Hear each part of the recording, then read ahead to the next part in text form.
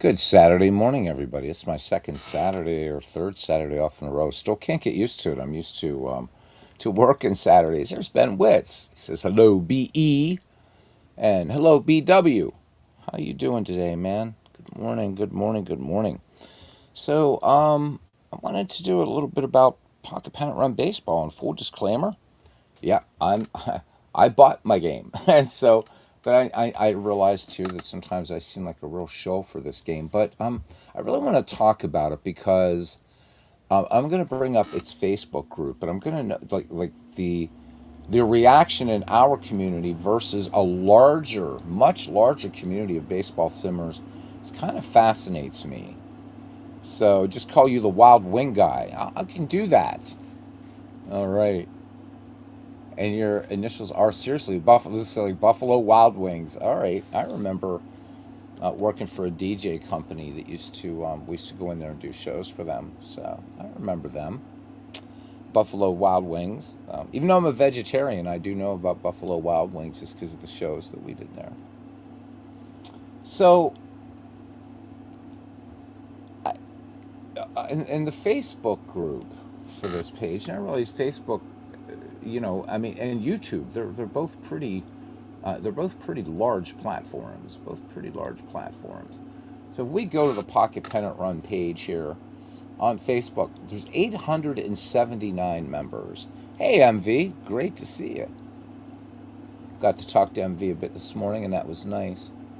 So guys, I mean, we all play what we love and everything like that. But you know what I've noticed about this is this game, and I'm looking in the file section. You can see there's tons and tons of files.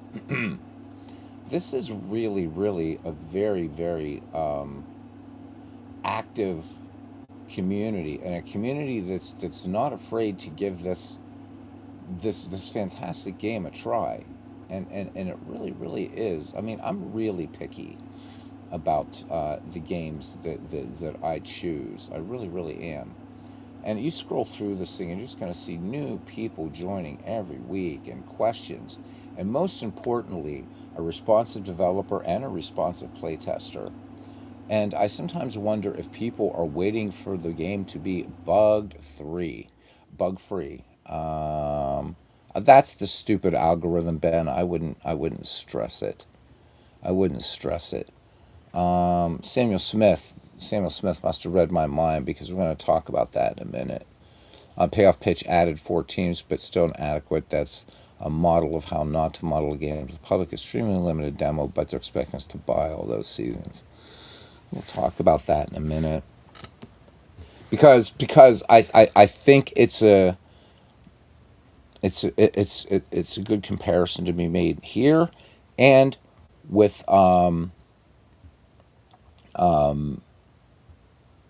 also with Digital Diamond Baseball, which is going to be out either later this month or early next month. Um, there are people here that are doing full blown projects on Pocket Pennant Run Baseball, and I don't know whether it's the presentation, whether it's new. You know what? I still have Action PC Baseball still will crash on me occasionally. It does, and that thing's been around for only two fewer years or two less years than Ala Park Baseball. It's about 2001. If you're waiting for a crash-free game, good luck. Hey, Philip. So two baseball sims I've had never crashed on me. Baseball for Windows and Diamond Mine Baseball. Those have never crashed on me ever. But you know what? If you're gonna wait for a crash-free game, you're gonna be waiting for a long time. 1980 Phillies, 2918 says Philip. Awesome. Awesome. It's one of the things that annoys me so much about Action PC. I don't play as much as I should. Let me show this comment a little bit easier. And they're always random. You can't determine when they come up. So I'm not sure what is random or coming up, Ben. Maybe you can elaborate on that a little bit.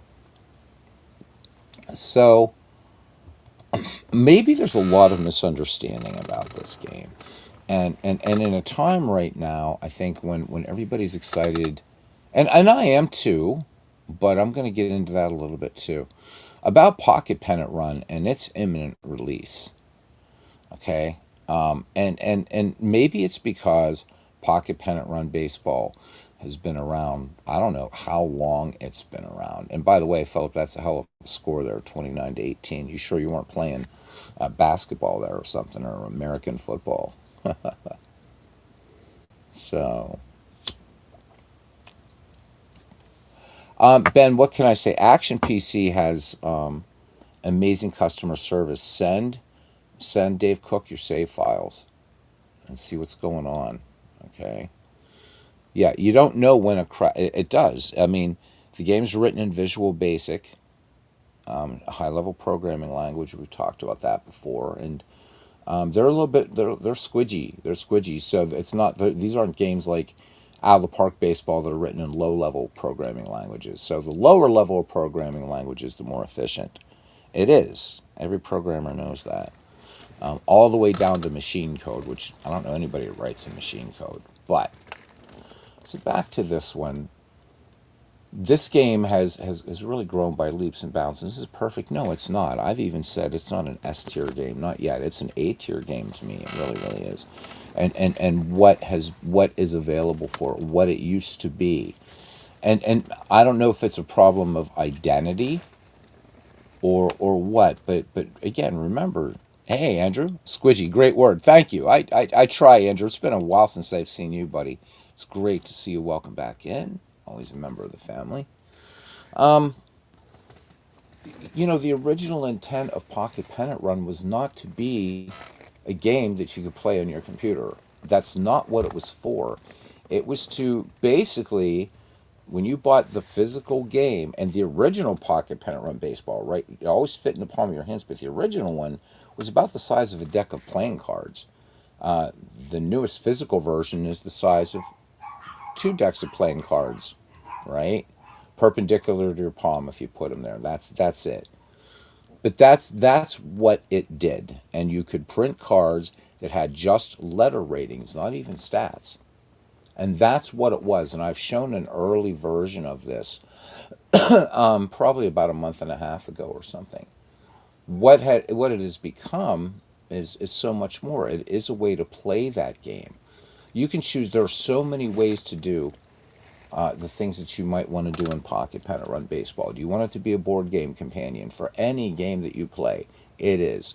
Do you want to play season replays? You can, because you don't have to buy seasons in this game. Do you want to create your own teams? You can do it. You want to create your own projects. You want to play one-offs. There's so much you can do. Do you want to just print and play the cards for Pocket Pennant Run Baseball? You can do that. And all of this for $14.99 or $14.95, $14.99, whatever it is, pennies, for the PDF version, and $24.95 for the physical version. And a game that really plays pretty straightforward. There's still a lot to come in this game. But what I've noticed is in this community, in our smaller community, there seems to be a resistance to this game because it's not APA, it's not Strat, it's not Inside Pitch, it's not Payoff Pitch. No, it's not. It's its own game. And every one of those games had to have their start somewhere. And the way I've seen this one grow, and the way that I've seen the support on this game, thanks to Paul Fay and to the developer himself, Craig Harris, who takes the time out on that Facebook group that I've shown you to answer questions while he's still coding this game. If you guys think that they're making a lot of money in this game, you're absolutely wrong. You're not going to. This much value, and they're charging $14.99. I would pay twice. I would pay twice what they're asking for this software. Free lifetime updates. Does it need a new manual? Yes, it did. I originally wanted to be the person to proofread it. Now I want to be the person to write the manual. I really, really want to write the manual for this thing, but It needs that. It definitely needs that. But we've seen a lot of improvements in this game, and I think it plays great. Occasionally it's going to crash, and I think maybe people out there got a little bit freaky in past editions. This is pretty damn rock solid now. Can I predict, a crash? No, not any more than I can in Action PC and its infamous runtime errors. In fact, for Action PC, a game that's been around for 25 years, there's a reproducible bug that's been happening since the 20. I want to say Action PC 2024, where I'm trying to create a draft league and I keep getting a divide by zero error, even though I have followed every step in the manual. I can't create draft leagues that anymore. I have to do it in different ways. Hi, Eden from Torquay. Great to see you. You know? And so, but yet, people, like some people keep giving Action PC Baseball a pass. And again, so if Craig Harris was asking $49.99 for this game, I would get the outrage. Hey, Craig, welcome in. So, guys, look at this. I talk about him, and I hope you guys trust me and know me well enough. This was not set up. This is the developer of Pocket Pennant Run Baseball. This is the guy doing all of the coding. Matt McKeever is on there as game designer. These two guys designed the game, but it's Craig Harris who's done the Pocket Pennant Run Manager. So maybe we talk about branding, because I see people on the Facebook page, and I see a ton of people doing amazing projects and understanding that you're still going to have crashes occasionally. Craig Harris is just on bugs. Look how many times your phone apps update for bug fixes and Windows fixes. Exactly.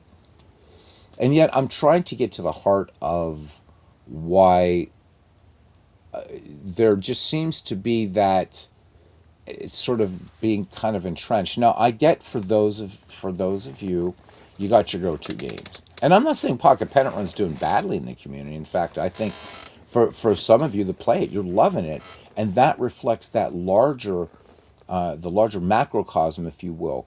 There are people joining that Facebook group sometimes twice a week, sometimes once a week. Players are coming into this game, and these are discerning players, guys who said they've played Strat and Appa for ages, and they're playing this thing. Again, Craig, hey, Doug Hunt, it's been a long and winding road. Hope all is well. Go Buccos. Our Buccos are playing some hot baseball here right now. But again, guys, in fact, I'm going to do it. Yeah, look, the game some months are not early adopters. And look, I get that. I'm not going to tell anybody how to spend your money. I'm not. I am not going to tell you how to spend your money. But I think it comes down to, it's the difficulty of being that new kid on the block. The new kid on the block. It really, really has to be. And yet, don't sleep on this game, guys. It's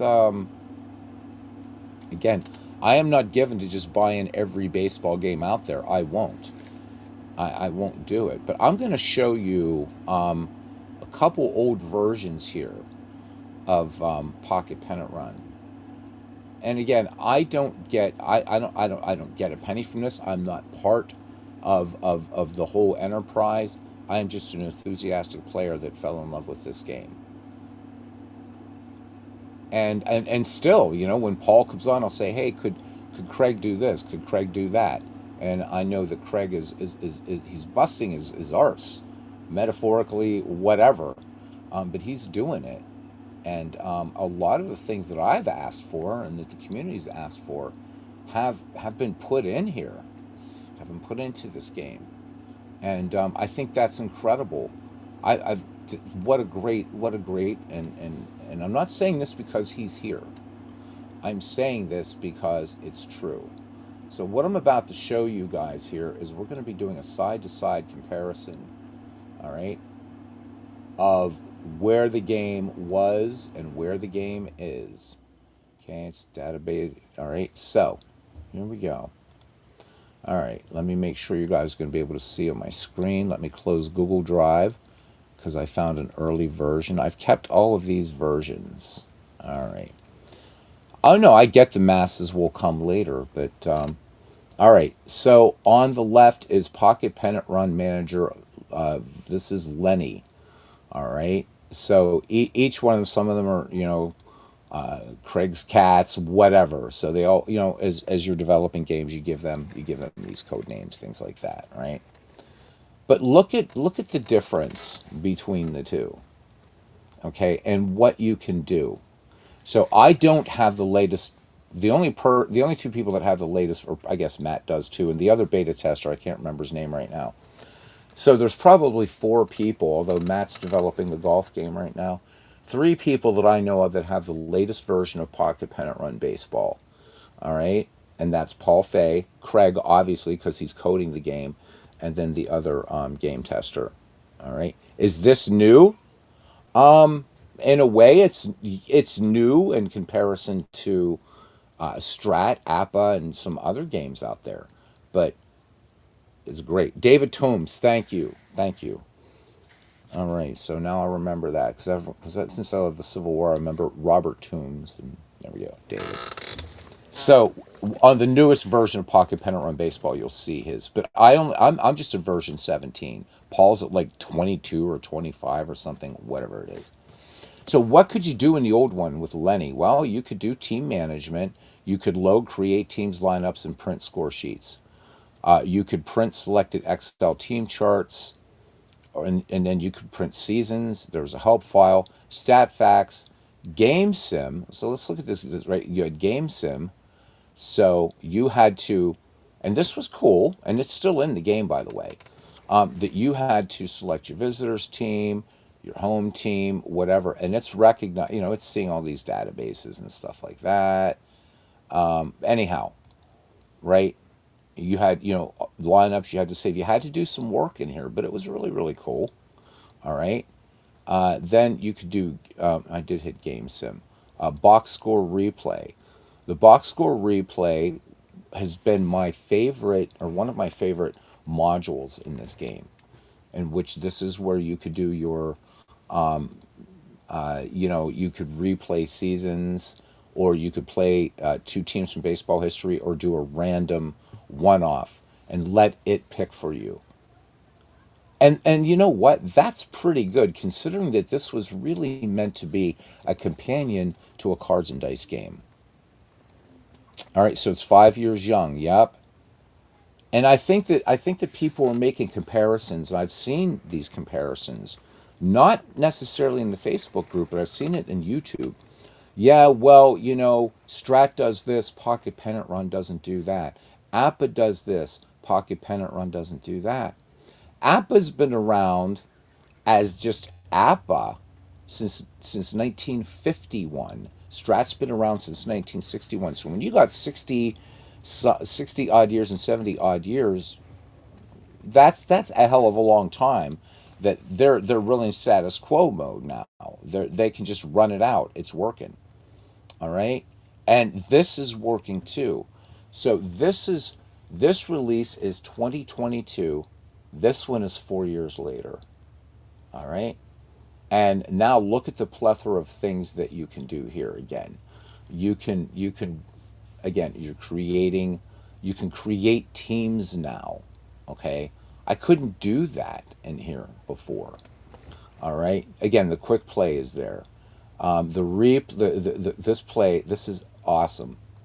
The reload, sim a game between save teams. So the teams you've created now you can sim.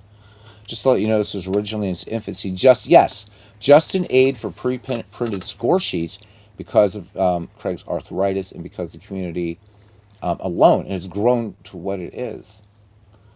Of course, the addition of Paul's Baseball HQ project, which he created and is free, and you're getting a full-fledged baseball game with the size of multiple databases that rivals out of the park baseball, and an elegant gameplay system. It really, really is. And I would just urge people, give it a, in our YouTube community, give this game a go. Go visit the Facebook page if you don't want to do that. Join the Facebook group. Look at how people are reacting to the game. They're loving it and understanding that, yeah, it doesn't have the decades upon decades. And in fact, APA goes back even more than 70 years because APA is the successor to National Pastime. John Herson talks about that on Basement Box Scores. But I'm going to close this now, and I want to concentrate on this, and I'm going to concentrate on one feature that I think makes this game incredible. So, in every other baseball game that you have, I don't care what baseball game that is, and you want to play a date, an actual date, replay a date in baseball history, all right? Pocket pennant run or payoff pitch is introducing that, right? But this game was already doing it. Pick a year, pick a game, pick whatever, and do it. You could just you can just do it in this game. And the best part, you don't have to install a season to do it. Craig continuing, he says baseball IQ is definitely a game changer for Pocket Pennant Run. The amount of stat support and league support is incredible, and I do want to get to that too. I will get to that. But so in Action PC Baseball, that was a considerable investment, and I would do it all over again. It's a fantastic baseball game. I buy Out of the Park Baseball every year. It's the marquee digital baseball sim with Action PC a close second. And if John Herson is serious about looking into ways to use some AI to have Baseball for Windows pick up where Ernie Harwell left off after 1997, I've been all into the game. I'm a huge ambassador for Baseball for Windows, and I want to be for this one too, because I think it's fantastic.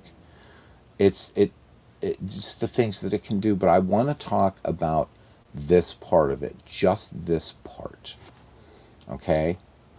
And we're not even going to go into the season replay stuff or anything up here. So down here you've got tons of season replays and whatever, okay? I want to go down to just this pick and print. You pick, we pick. All right? There's no other baseball game that does this all in one package.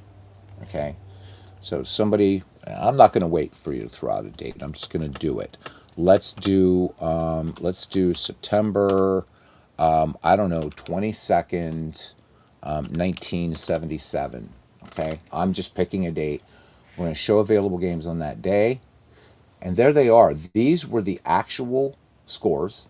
And I can just pick any one of these games right now, jump into them, and play them. Let's just go back to, I don't know, same date in 1972. Show available games. There they are. I didn't have to install any season, right? I'm going to go click, set everything up, and I'm getting the as played lineups in here and who appeared in the game. If you're definitely somebody who's kind of, shall I say, I don't want to use I'm trying to use a very gentle word here. Let's say there's somebody who is very particular about doing those types of things. So imagine just going back and say, yeah, I remember this is the first game that my uncle took me to, or the first game that my friends and I saw, or maybe it was some game in history again, like the Bobby Thompson shot heard around the world, Joe Carter in the World Series, Maz in the World Series, whatever. You can do that. But if you're feeling more adventurous, you can go AI coach pick it. Okay. Now it's changed. Now look, now it's just everything is for 14 August 2018. All the games are played in the game. You don't want to play that? Just go ahead. Just keep rolling the metaphorical dice. Now we're back to 1960. Oh, look, Giants and Pirates. Pirates lost this one 5-1. This Reds Cardinals games look fun. This was 1-0. Okay, so I can click this, print and play game. All right. So all of these letters, at one time in Pocket Pennant Run Baseball, this was how you played the game, by these ratings. That's how it was played. And I remember Dave Gardner, a real pioneer in this, was actually typing these ratings into Digital Diamond Baseball and using Digital Diamond Baseball and these player ratings. But it's come so far. You couldn't do things at one point like change the fatigue of a pitcher, and that's one thing I was talking about early on in the development of this game, and Craig has been amazing in listening to community input and really implementing so much of what we've wanted.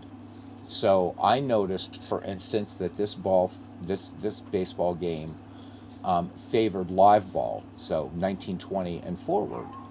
So dead ball pitchers were coming in with fatigue of 7, and that just wasn't historically accurate. So I asked, look, can we change the fatigue? Because having Christy Mathewson or Joe McGinnity or Walter Johnson get tired at the 7th inning just didn't work. Boom, it was implemented. Just recently, I asked, could we please have RBI? We've got them. But so many other things. All right, I can change round anything I want to. I can alter this away lineup. I can do all of these things. I can even save these lineups as player cards, save these lineups to a score sheet and go roll it up by hand in another game. But the best part about it is when we go to play game day, all right, we're going to start as board game assistant, no dice. Okay, so now you have this game in May of 1960, May 6th, 1960, actually played between the Cardinals and the Reds. And at this point, if you have the 1960 season and name your baseball game of choice, you can play this game right now, and just input the results. Just as a one-off. You don't feel like getting out all the cards. You don't feel like whatever. You have it all right here, and it's also going to track everything for you, which is really nice, and I like that. And I didn't have to install anything, and it took what, 2-3 clicks, if that. Well, right now, Philip, it looks like we could do this Cardinals Reds game. So this is a 1-0 game that actually happened, but we're not going to just jump in and just play just yet. All right, you're getting the proper logos for the years, which is really nice.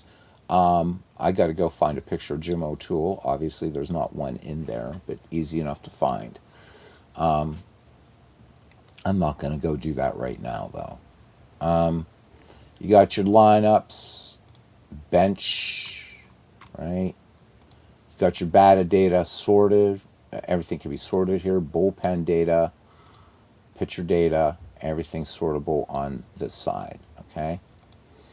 But there's other ways to play this game. So if you go down to change dice, you're going to notice 8 games right here. And these 8 games have their dice already in here. So, strat, okay? There it is. There's the strat dice, including the D20. And now if I was playing Strat Max, let's say, I could do Strat Max and I can just, right, do that. I don't even have to do anything down here with these dice. But, so there's 2 ways, think about this, 2 ways of playing strat, okay? And it doesn't matter that these dice are up here. I could have strat dice up here but play History Maker Baseball, all right? If you're rolling the physical dice. These are up here if you don't want to roll a physical dice. You went off to the in-laws and you're like, damn it, I forgot my dice, but I know my strat rolls by hand. I forgot everything, or I remember everything but my dice. Well, boom. I don't know what that roll is in strat because I don't have Joe Cunningham's card here, but if I had up strat max up, I would know what that result is against Jim O'Toole. All right? But that's that. But if we go to change dice again, all right, APA, okay? Now I can just use APA dice, all right? But, and I don't want to get too crazy in this, but you can also create your custom dice. So maybe you have this really obscure baseball game, or maybe, I don't know, maybe you're developing your own baseball game. So look at this. You can do everything with D10, or D6, D10, D12, D20, and special. All right, and then you can define as colors, and you can do 6 dice and customize them anything you want, including like special, so meaning decider dies and stuff like that. Okay, but the best part about this is, again, is the board game assistant no dice. Now it doesn't matter what game you're playing. It's already gotten teams for you.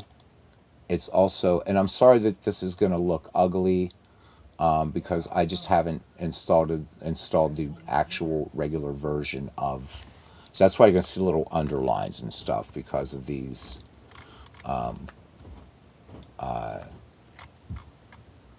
Just because of this program I'm using right now. But look at this. You get a beautiful score sheet already filled out. If these ratings have to do with Pocket Pennant Run Baseball. Don't worry about them. If you're playing Strat, don't worry about them. You've got an at-bat type scoreboard, which this game sold me on. I used to be a fan of inning type scoreboards, but I like this better. It's easier for me to follow. There's your pictures. Everything is populated. You could print this out right now and go play in any baseball game you want and keep score by hand. Or if you don't want to do that, you could be inputting play results into here, and this is going to update in real time, so you don't even have to break out your pen, right? What I love about this game, if you're a cards and dice player, is you can play more baseball and do less writing, scratching down on pieces of paper or whatever. But my background more is coming from digital baseball. But I'm going to play this as Pocket Pennant Run Baseball. So again, we're just going to change dice. And there's 2 ways to play Pocket Pennant Run. If you're new to the game, I suggest playing a game in Basic to just get a handle on the game. And then play Advanced, because that's really the way to play it. That is really, really the way to play it. And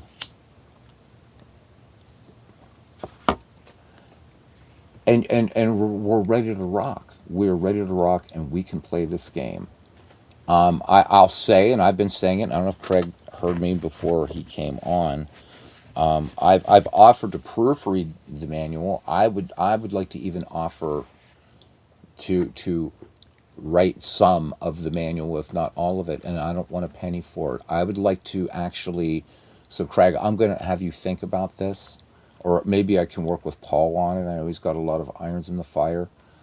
I would like the chance, with my credentials, my degrees and stuff like this, as a writer and as an instructional designer, master's in it, turned down a doctorate in it. I'd like to write the manual for this game, the new manual. It needs it.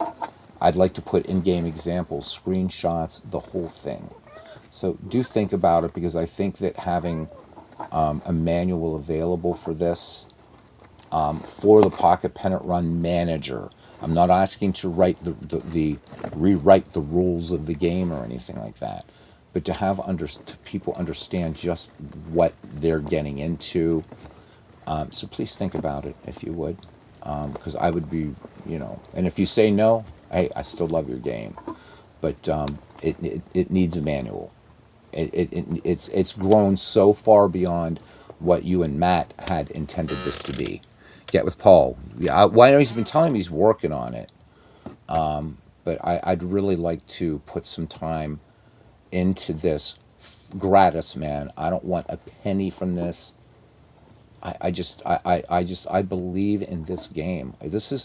I feel like this is the people, like, I feel like one of those people that got into IBM way back in the day, in the 40s or 50s, whenever they were doing typewriters, right? And they thought this is going to be a good thing, and they were smart. Or, FedEx, the company I work for, started in 1973, right? It's like, okay, we're going to take on UPS because we're going to offer something UPS doesn't have. We're going to offer an air fleet, and we're going to offer this thing called the World on Time. And look at the price of FedEx stock today. It is a multinational, multi-billion-dollar company. They're hard to work for, but, UPS has been around for ages. And yeah, is this going to be, could this game be among the pantheon of cards and dice baseball games. Yeah. And there's nothing out there. There is nothing out there that does what Pocket Pennant Run does. And we look at Payoff Pitch, and I've been beta testing that. I love the game. I've said this repeatedly. They're making a serious error going to Steam. Paul's been trying to warn them of that as well. Could this game make it on Steam? I think this one has a better chance because this one doesn't DLC you to death. And the price is pretty good. I would up the price of this a little if I were going to Steam, but I'm sure this is something that Craig and Matt have discussed. I'm not going to ask Craig to comment on the Steam thing. I just know this. I'm talking top studio games get reamed. They get absolutely reamed. Paradox comes to mind, and you read just any review of a Paradox game, even when they're very positive. And look at the crap that Creative Assembly has taken on the Total War Warhammer games. I have them all. I bought all the DLC. It's incredible. I'm a high fantasy geek. I love all that stuff. But when I look back at what I've spent on that DLC, oh my God, it's a ridiculous amount of money. And but yet right here, so in Payoff Pitch, I can't do what I just did right here. For number one, the season has to be available. Number two, to play it as a board game companion. With this, too, you have to own the cards, and there's nothing wrong with that. But this plays a damn fine game of baseball on its own, guys. It really, really does. But it's more. It works also as a mini baseball reference.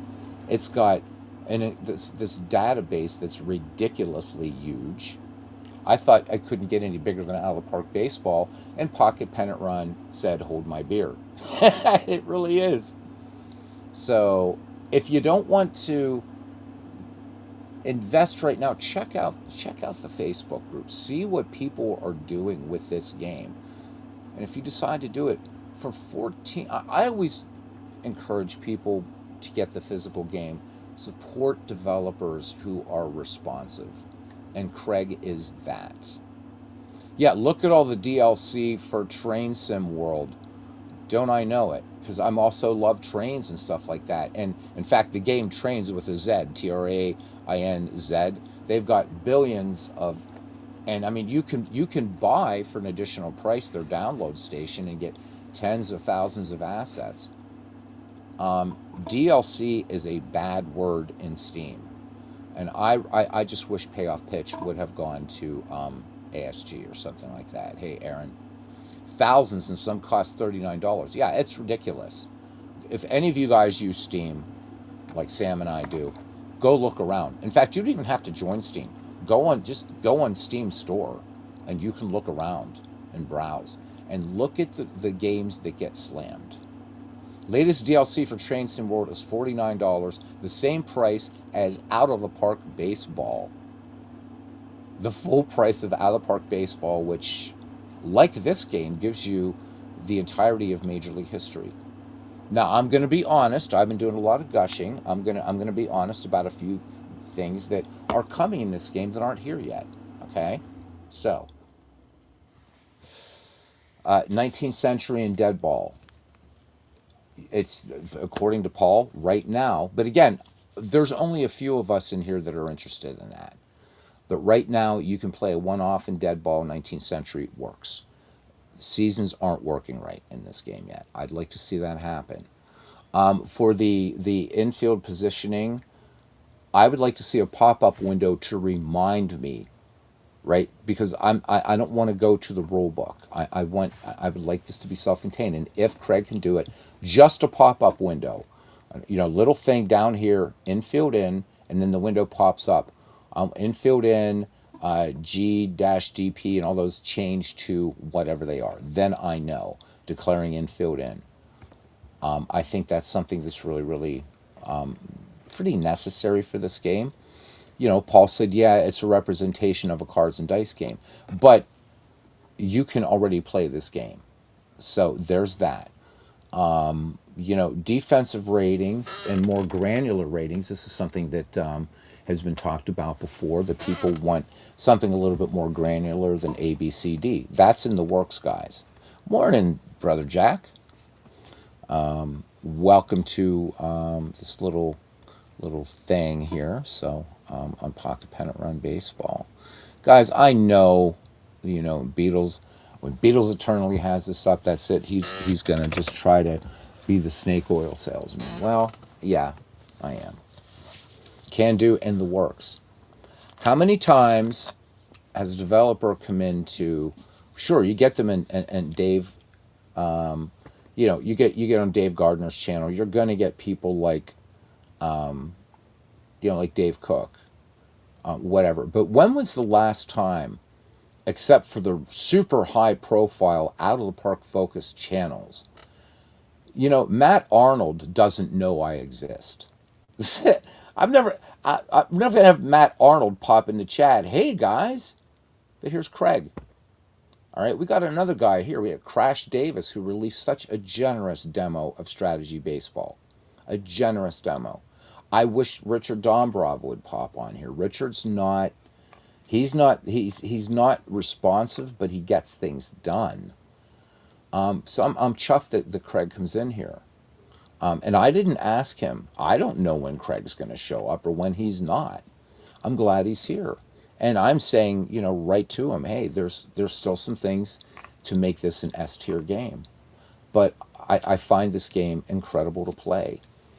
So, all that being said, I guess the other thing about branding, yeah, they make DLC expensive just to bilk more money out of it. So what happened last year, quick story, with Creative Assembly. They had released, it was something that was this Shapeshifter DLC. And it bombed. And it bombed hard. And people were leaving the Total War Warhammer franchise. So for you guys that don't know that game, it's probably one of the most ambitious games you'll ever play. It really beautifully combines turn-based kingdom management and strategy, along with epic real-time battles that will remind you of, if you saw The Return of the King, the Battle of Pelennor Fields, and that huge climactic battle in The Lord of the Rings. That's what that game is like. And it's crazy, and it's frantic, and it's amazing, complex, huge skill trees. Each faction plays so differently from the other. But Creative Assembly was putting out expensive DLC that was crap. And the community roared back, and Creative Assembly finally said, we are sorry, and we're going to fix this. And they did. But let's go beyond one more before we start this game, okay? No Man's Sky. So the hype back in the early 2010s for No Man's Sky was unreal. Unreal. Oh my God. And what they promised was something incredible. My God, I can land, and wow, look at this. There's a brachiosaur there, and there's this, and there's that, and I can do. So the game releases in 2016, and you were basically hopping around planets and collecting resources. And it got slammed. In fact, there was a channel called The View that they created and had some smiling Barbies and smiling Kens on there. And their sole thing was to just slam No Man's Sky. But my ex got that for me. She bought me a PlayStation, and that was originally supposed to be just a PlayStation only game. And there was something in the game that I saw. It's like, I don't know, but I think there's something here that no game had ever done before. I'm going to stick with it. And I'm so glad I did. So beginning with the Foundations update, and up to now, so we're talking 11 years on, every quote-unquote DLC, every update, and they have been massive, has been free. Hello Games has shown that you can come back. This is now one of the highest rated Steam games. It's one of the highest rated games of all time. And this is a story of a great comeback. And I'm glad I believed in that game. I have literally years in No Man's Sky, and it's incredible. In fact, the building tools are so good. I'm thinking about finding a great planet. I'm going to build a baseball park on it. But this game didn't come out in a bad state. The one we're looking at right now, it was meant to be a companion. And so do remember that first and foremost. The Pocket Pennant Run Manager is not just the game. In fact, I would say that the game itself, Pocket Pennant Run Baseball, is but a small part of what this thing can do. All right. That being said, let's play a little bit of Cardinals Reds baseball from 1960. All right. Let's look at the starting lineup here for the 1960, or the starting defense for the 1960 Reds. At first base, Frank Robinson. Second, Billy Martin. At short, Rory McMillan. And at the hot corner, Eddie Casco. And left field, Gus Bell. And center, Vada Pinson. And in right, Tony Gonzalez. Behind the plate, Ed Bailey. And on the mound, Jim O'Toole. Jim O'Toole in 1960 had an ERA of 3.79 in 197 innings worked, struck out 124 batters, walked 66, 12 wins, 12 losses, and 1 save. Joe Cunningham to lead it off here for the St. Louis Cardinals. So in the inning, let's look at this lineup here. We're going to have Joe Cunningham, Alex Grammas, Bill White, Ken Boyer, Stan the Man Musial, Darrell Spencer, Leon Wagner, Hal Smith, and Bob Miller. All right. And I'm going to check something else here for you guys really quickly. The dotted line thing, unfortunately, nobody used in a 1-0 game. There were no relievers coming in this game. All right, and here we go. Let's play. All right, Jim O'Toole deals. Joe Cunningham cannot catch up to this one. Swing and a miss. And 1 up, 1 down for the St. Louis Cardinals. So welcome to Crosley Field, a hitter's park, and that could become important in this game, as you'll see. All right, here's Alex Grammas. Hit 245, 4 home runs, 17 ribbies for him. All right, O'Toole has a sign from Bailey. Here's the wind and the pitch. And this one's going to be Alex Grammas drawing the walk here. So if you guys are wondering how I'm determining this, let me know. I've shown many times how to play this game, but I'll show you again if you want. The game does work. In fact, I will. The game works elegantly. The way I look at it this way, lead left to right. When you reach a terminal spot, a terminal place, that's your input. It's kind of like reading a sentence. Everything starts here and works its way across. And at some point, you're going to reach a, it's like, okay, can't go any further. So we got a runner on. All right, and here's Bill White now. Bill White, 283 average, 16 home runs, 79 runs batted in. It's so nice to have the RBI in there now. It really, really is. All right, no speed at first here, and we can even check that. Oh, my goodness, Alex Grammas ain't going anywhere. Alex Grammas ain't going anywhere. All right, how this works is off the red die. This is everything begins with the pitcher's die. So, APA players, you should feel right at home with this. Status pro baseball players. All right, boom. 11. All right, how do we break down a play? I go down to 11. It says bat. I go over here and we see it's a 3, and this is going to be a ground ball to short, but this is going to be a lead runner play. See how it says G-L? Okay, so I'm going to do that as this. It's going to short, so that's going to be a ground ball L6, and there's a question mark. All right, and it turns out we got a fielder's choice. So that's how you do it. Steam, yes, the Steam community revolts. They do against the expenses of unnecessarily DLC. I think most of the people that are going to be buying Payoff Pitch are not going to be buying it from Steam. I get wanting to go to Steam to bring in a larger player base. I love it. Bring it on. But do some bundles. Do something. Please, Payoff Pitch, because I love your game. Thank you, MV. We're going to do another. Now, the other thing that you can do, but Craig has cautioned about this. So I have a little house rule about this game, but I usually don't implement it till later in the games. I do want to explain it now. You'll see the little question mark up here. So we could see whether Solly Hemus would like to send Bill White. Okay. So let's see what he would say. So he's saying no. And so usually if a manager says no to something, I'm going to say no, right? You got two outs, and it makes sense. But Craig has also said that the logic or whatever for these managers, kind of make your own decisions, use them as a guideline. And that's what I do. Play common sense. Just like if you were playing solitaire, APA, Strat, inside pitch, whatever, um, be fair, right? Be fair. Okay, let's go ahead and hit batter up here. And we got Ken Boyer. Ken Boyer, good year for him in 1960. A 304 average, 32 home runs, and 97 runs batted in. And here we go. Here we go. Here we go. And we're going to get deeper into what all this means. And I did leave the pitcher warm-up rule. Let's talk about the colors here and another cool thing that you can do in this game. So Tony Gonzalez is an average fielder.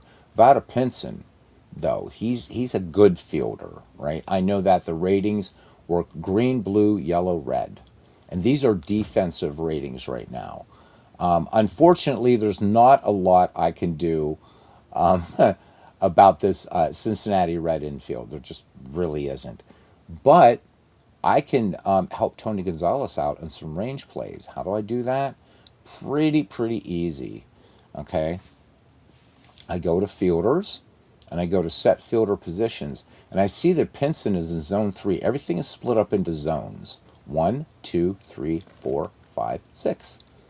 So if I set fielder positions, what I want to do is I'm seeing that the right fielder, Tony Gonzalez, is having to cover a lot of ground. Now, you're going to see, when you see these players move, it's going to look like it's going to create this big gapper in the alley. That's not exactly what happens. But when you're playing pocket, pennant, run, advance, you do have range plays. But this game is unique in the way that you can reposition your fielders, what I like to say is laterally. Okay? So I want to move my center fielder right now from zone 3 to zone 4, and you'll see what will happen. Now, you're going to say, oh my God, now Gus Bell has got to cover pretty much all of this. No, that doesn't mean that. So you're okay. But if you also want to, go ahead and set Gus Bell to zone 2. You know, however you want to however you want to set these, it's up to you. Okay. So I've seen Paul do he'll do like the 2-4-6 trick. So that works. If you don't want to do it, don't do it. You know, in Strat, you're not going to shift your players. Like, well, okay, I've got a weak center fielder, so I'm going to move him over. You don't have to. You don't have to do it in this game. All right. All right. Here's Ken Boyer, and this one is going to be an infield play. So it's highlighting this second baseman. I don't have to. I know, and you'll get to know this. But defense roles. Okay. When I click on this, all you have to do is just click. And it's going to remind you it's a blue die. And I guarantee this becomes second nature in no time. This is another ground ball lead runner. Now notice this isn't, it could be a double play. The game's going to decide. We'll see. So this is going to be a 4-3 or ground ball. I'm sorry, ground ball lead runner 4 question mark. What's going to happen? Third out. So, but any number of things could have happened. Jim O'Toole picked the fixes in, just a naming convention due to his apostrophe. Got it. Thanks for coming in, Craig. Really appreciate it. Thanks for everything's support. Got to run. Enjoy losing. Yeah. All right. So I will find Jim O'Toole. All right. The fix is in. Nice. Thank you, Craig. All right. Here's Eddie Casco now.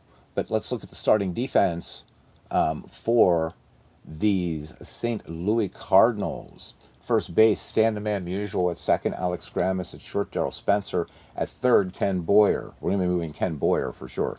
Leon Wagner in left, Bill Wright in center, and Joe Cunningham over in right, Hal Smith behind the plate, and on the mound, we're going to have Bob Miller. So let's go ahead and let's give Daryl Spencer a little help here from Ken Boyer. So again, what we're going to do, go to our fielders, set fielders positions. I can move this out of the way. And yeah, we're going to move Ken Boyer to 2. All right, so he's going to go to zone 2. And there we go. Now we've got a little bit, and I can move Musial over to zone 5. Let's do that as well. Yeah, first baseman, zone 5. Think, Beatles, think you can do this. And in case you forget, there are your zones. Okay, boom, save changes. There. Tightened up the infield. Not a lot I can do for Daryl Spencer, but Ken Boyer is going to be covering a lot more ground now. Ain't much I can do here moving Bill White, so it's not going to matter. I've got average fielders. But anyhow, here's Eddie Casco. Here's the wind and the pitch to Casco. Now we can talk about the left-right rule, as this one tends to confuse people. All right, so you have 2 indicators of the handedness and the hittedness of a pitcher, if that's not. Why not use basic for defensive zones? Because basic doesn't use defensive zones. If I would turn on basic right now, and I will, and I'm going to switch it back. So let's go to settings, and let's go to, so basic would be normal, okay? And if I go to normal, actually I want to turn off that for right now. Watch what happens.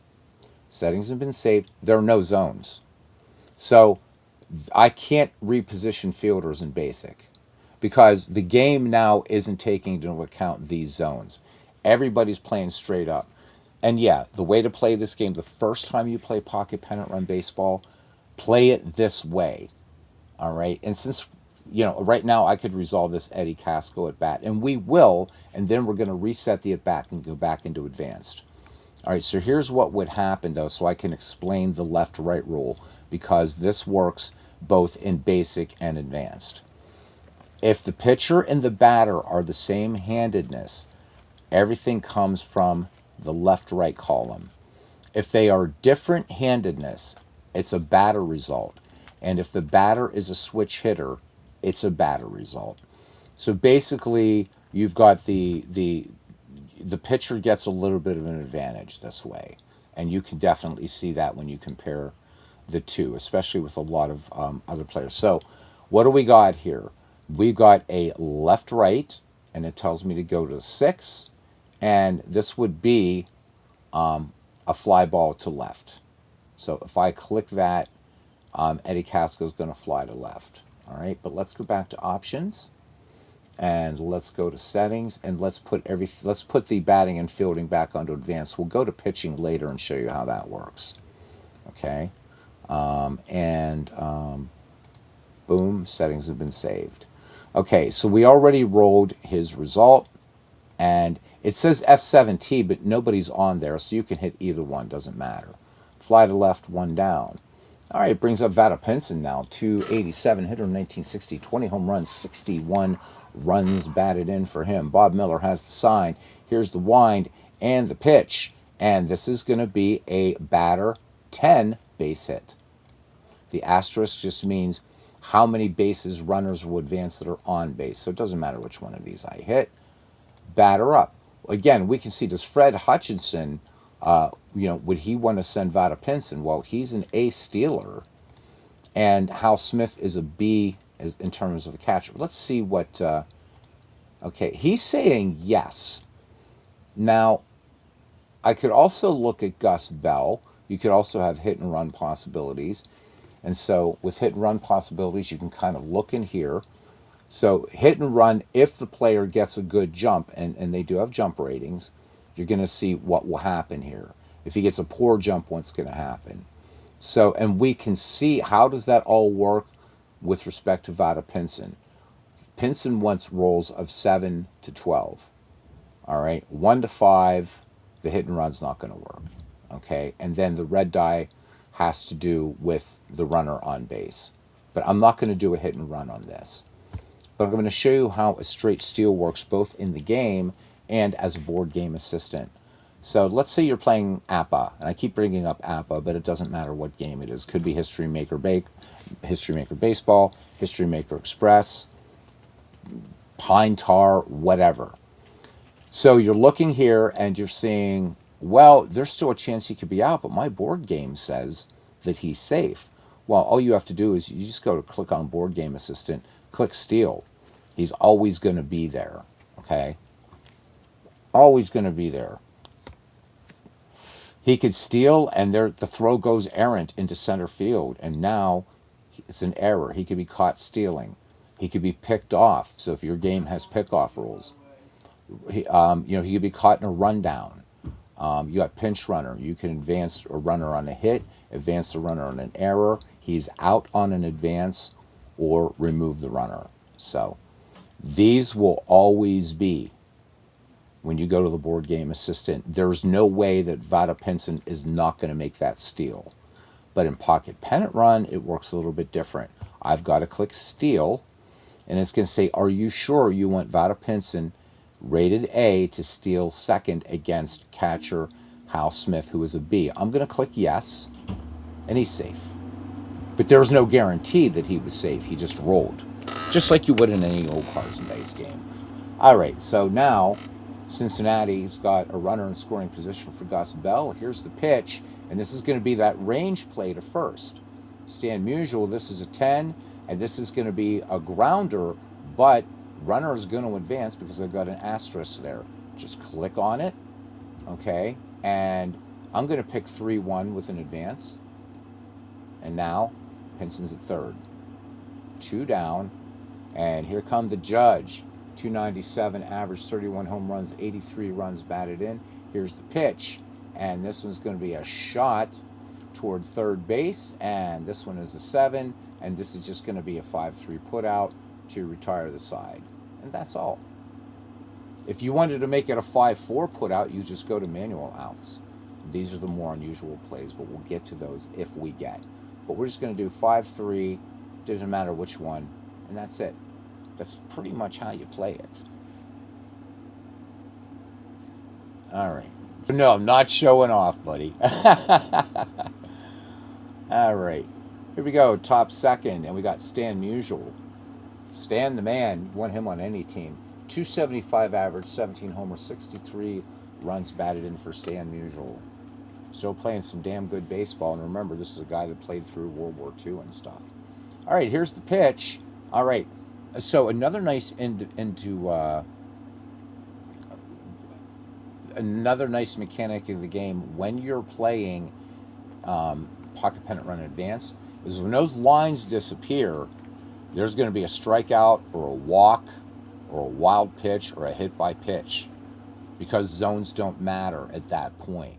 Okay, so in this case, this is going to be a control check, which takes me to the yellow die, and it's indicated right there. I drop down to 9, and I see that Stan Musial draws the walk. So hits are anything that gets you on base. So in this case, a hit is a walk. But you see it's free. All right, so let's go ahead and hit that walk. Stand the man aboard. Let's talk about the colors for a little bit, and then as we get through this, we'll start calling the game a little bit faster. Why not a line out for? Yeah, it was a ground or no lead runner. Got it. Okay, I have to remember the 6-second delay that we have here. Okay. Let's talk about the colors now that we have a runner on base. So in earlier versions of Pocket Pennant Run Baseball, you had to constantly sort of click on your fielders to see what their defense rating was. Don't have to do that anymore. Okay? Do it by colors. There's no green fielders out here, but green is think of green as excellent. B is very good, C is average, and D as, well, we'll just say below average. Let's be kind. These are major league players after all.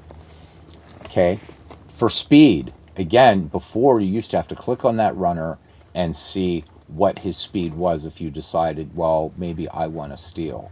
Well, you probably don't want to steal, as he's a C, right? So he's going to be out on any die roll from 1 to 8. He's going to be safe from 9 through 11 on a steal, and if there's a possible error. Okay, so I'm not going to steal with Stan Musial. So again, green is a very fast runner. Blue is, he can steal some bases. C, meh. And D, it's Michael LaValliere. All right, here's Daryl Spencer. So again, two, use your stats. Has one stolen base. 258 average, 16 home runs, 58 runs batted in. Musial on first, and no score here in the top of the second at Crosley Field. Jim O'Toole brings it home. This one grounded down to first base, and I see that's a six, and this is a ground ball lead runner play. This is, again, the one that throws everybody off a little bit. Okay, so let's click on that, and let's make this happen. Let's see what happens. All right, so again, we got our ground ball lead runner dash L 3 question mark, because we know that went to first. Okay, and if we look now, it's a fielder's choice. And we can actually look at the score sheet if we want to bring that score sheet up, and we will. It updates in a little while. We'll bring it up.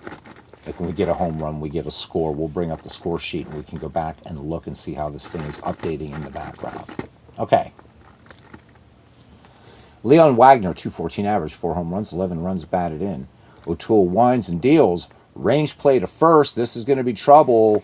Possible base hitter error on Frank Robinson. He's got a range to his right. So this is going to be the old E question mark here. And let's see what we got. We're just going to do this. This is going to be at first base. Please select the fielder committing the error. And boom, and submit. And there we go. So definitely was an error. Okay. So 2 in scoring position for the Cardinals, and it brings up Hal Smith. Hal Smith, 2 home runs, 228 average for him. Here's the wind and the pitch from Smith. Batter 11. So again, higher numbers, you're already going to know. Geez, okay, that's high. I automatically know to go over here. And this is going to be a ground ball double play, but this is going to be kind of a little bit of a weird double play.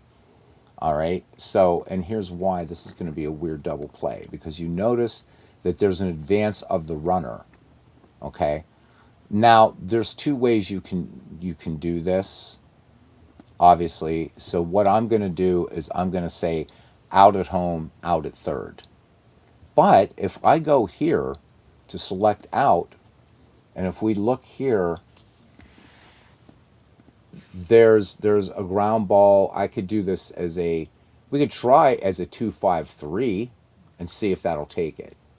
All right, you have a bunch of options here, but if your option doesn't show up, these are from the most common double play, as you would imagine: 6-4-3, 5-4-3, 4-6-3, all the way down.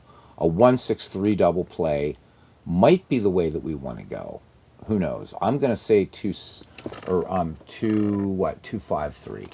But before we do that, if you get a weird out, or if you get an unassisted triple play, there's the unassisted triple play right there. If you get a triple play, it's there. And you can actually record all your outs this way. You don't even have to use this. I just like the quick outs because in here, do you really want to keep doing double play 6-4-3? You're probably saying, no, I don't want to. So let's see, 2-6-3, and it says I selected an illegal play. All right. And it doesn't like 1-6-3 either. All right. So it's not, notice it's not liking any of these. And I know it's not going to like those. So let's look at our situation here. Runner coming home. All right. On an advance. All right. So let's take care of Eddie Haskell. Or not Eddie Casco, whoever the hell is on third here. I can't even remember right now. All right, so here we go. So we're going to have this as a double play like that, and let's go ahead and leave it like this. Okay, so the double play, fielder 1, he's going to get the runner at home. All right, so let's try that way. And then let's say the catcher is able to fire back to third. All right, and then I don't know what our next one is going to be. Is it second? I don't know. So this is a very weird double play. There we go, and we did it. It's done. So sometimes you do got to think about it a little bit, but how often are you going to get a double play like that? It's pretty rare. Okay, and again, you got to make a little bit of allowances, but really, I think of everything in this game, this is the one that can mess you up a little bit. And sometimes you just got to go back and you got to think through it. This is a recent addition, the rarest play in baseball, the unassisted triple play. I'm so glad it's here. Line out double play is really, really nice one. This one was bugged for a while, but it works perfectly. All right. Tony Gonzalez leading it off here in the bottom of the second for the Cincinnati Reds. And Bob Miller deals. And we're going to click here. This one's going to be hit out to Stan Musial, and he's going to take it to the bag himself. There's an asterisk there, but nobody is on, so we're just going to make this 3 unassisted, 1 away. Okay. Ed Bailey is going to show you previous at bats, by the way, once we get through the order. Ed Bailey swings. This one shot out to second base, and this is going to be a 4-3. So Alex Graham is up and over with it. 2 up, 2 down. And here's Roy McMillan. All right, McMillan is going to be a batter play 9 and base hit. Runner aboard. And here's Billy Martin. Boy, we know about this guy, don't we? Billy Martin's going to send this one out to center field. And Bill White has in his glove 4 out, number 3. Top of the third, and the St. Louis Cardinals leading this one 1-0. And I said when we get a score, we would do the score sheet. So let's do the score sheet. And it's going to open in an ugly thing. Yeah, I had one of those a few weeks ago. They were a pain in the ass. So one of the original things that this software was meant to do, and thanks for coming in, Mick. One of the original things that this game was supposed to be was literally just for score sheet entry. But look how nice that looks. I really, really think this looks, just great. So there was that play of Musial, right? There's our fielder's choice. Okay. Darrell Spencer was our scoring play, the only score in this game, right? We saw that Vada Pinson singled, stole, and advanced to third. And then, right? So this is our in the first at bats, we saw here, right? Eddie Casco flew to left. Vada Pinson made it to third. Gus Bell, right, out on a 3-1, and Frank Robinson for out number 3, out on a 5-3. Okay, and the only one hasn't batted yet is Jim O'Toole. All right, Andrew, thank you. Says this is a great game. Have a great day. Yeah, it is a great game. In my considered opinion, if we go back up here, and we look at Bob, we already looked at these, right? Joe Cunningham struck out. All right, and then we had Alex Gramis walked, but was out on a right. Then we got the fielder's choice down here. Ken Boyer, there are a lot of fielder's choices in this game, right? 2 of them, and then Stan Musial, right? Or I'm sorry, just down to Ken Boyer. So there's your 3 outs. But pretty nice. And it's a nice looking score sheet, and it's going to keep updating in real time. And if you undo an at bat, it will change on here too. Okay, let's close this, close that. And let's see where the hell we are now. We're at the top of the 3rd inning. Got to look where the little baseball is. And for Bob Miller, here's the pitch to Bob Miller. Left, right. Okay, so these guys are different handedness. So I immediately know to go to the batter chart. And Bob Miller helps himself out with a base hit. So these are little things that I want to do to collaborate with Paul, where I can create game situations. Very easy to do in Board Game Assistant. To create is to say, if you have this, do this, or try this. Okay. Back at the top of the order now, Joe Cunningham has struck out his first time up. Jim O'Toole deals, and this one left, right, 1. And this is a line, and this is going to be a line out double play. So Billy Martin is going to catch the pitcher napping. All right. So let's go to the out, and we can do line out double play. And we've got to go over. I just want to make sure it's not here, because sometimes they'll sneak it in here. Let's go to manual outs, line out double play, second and first. Got him. 2 down. All right, Alex Grammas drew a walk his last time up, and this one, batter 11. This is a power check. Okay, so power checks are really, really, really straightforward. You just go to power. It's a 1, and he flies out to left. So Gus Bell, ranging toward the foul line, makes the grab. And that's it. For the Cardinals, we go to the bottom of the third inning. Cardinals lead the Reds 1-0. And we got Jim O'Toole, Eddie Casco, and Vada Pinson do Jim O'Toole's first at bat of the day. And this one, range play out to right field. Joe Cunningham over, but Joe Cunningham cannot make the grab. So runner on. I ignored the question mark because there's no runner on there, on base. Swing around the top of the order, Eddie Casco flew to left last time up. Here's the pitch. And Eddie Casco likes to go the other way there. It goes to left, I should say. And this one is going to be bat 7, base hit. All right, so 2 on, and here comes Philip Reynolds, Cincinnati Reds. Vada Pinson up there, base hit last time up.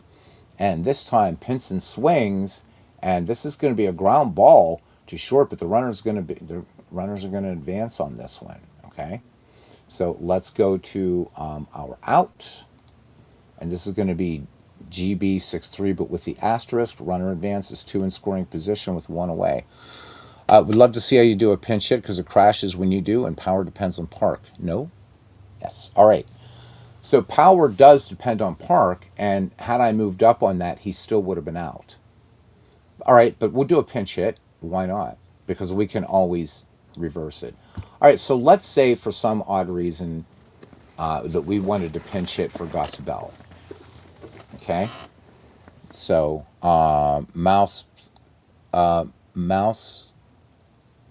PI Buzz, yeah, and Steam is overwhelming positive. Great art, great actual jazz soundtracks.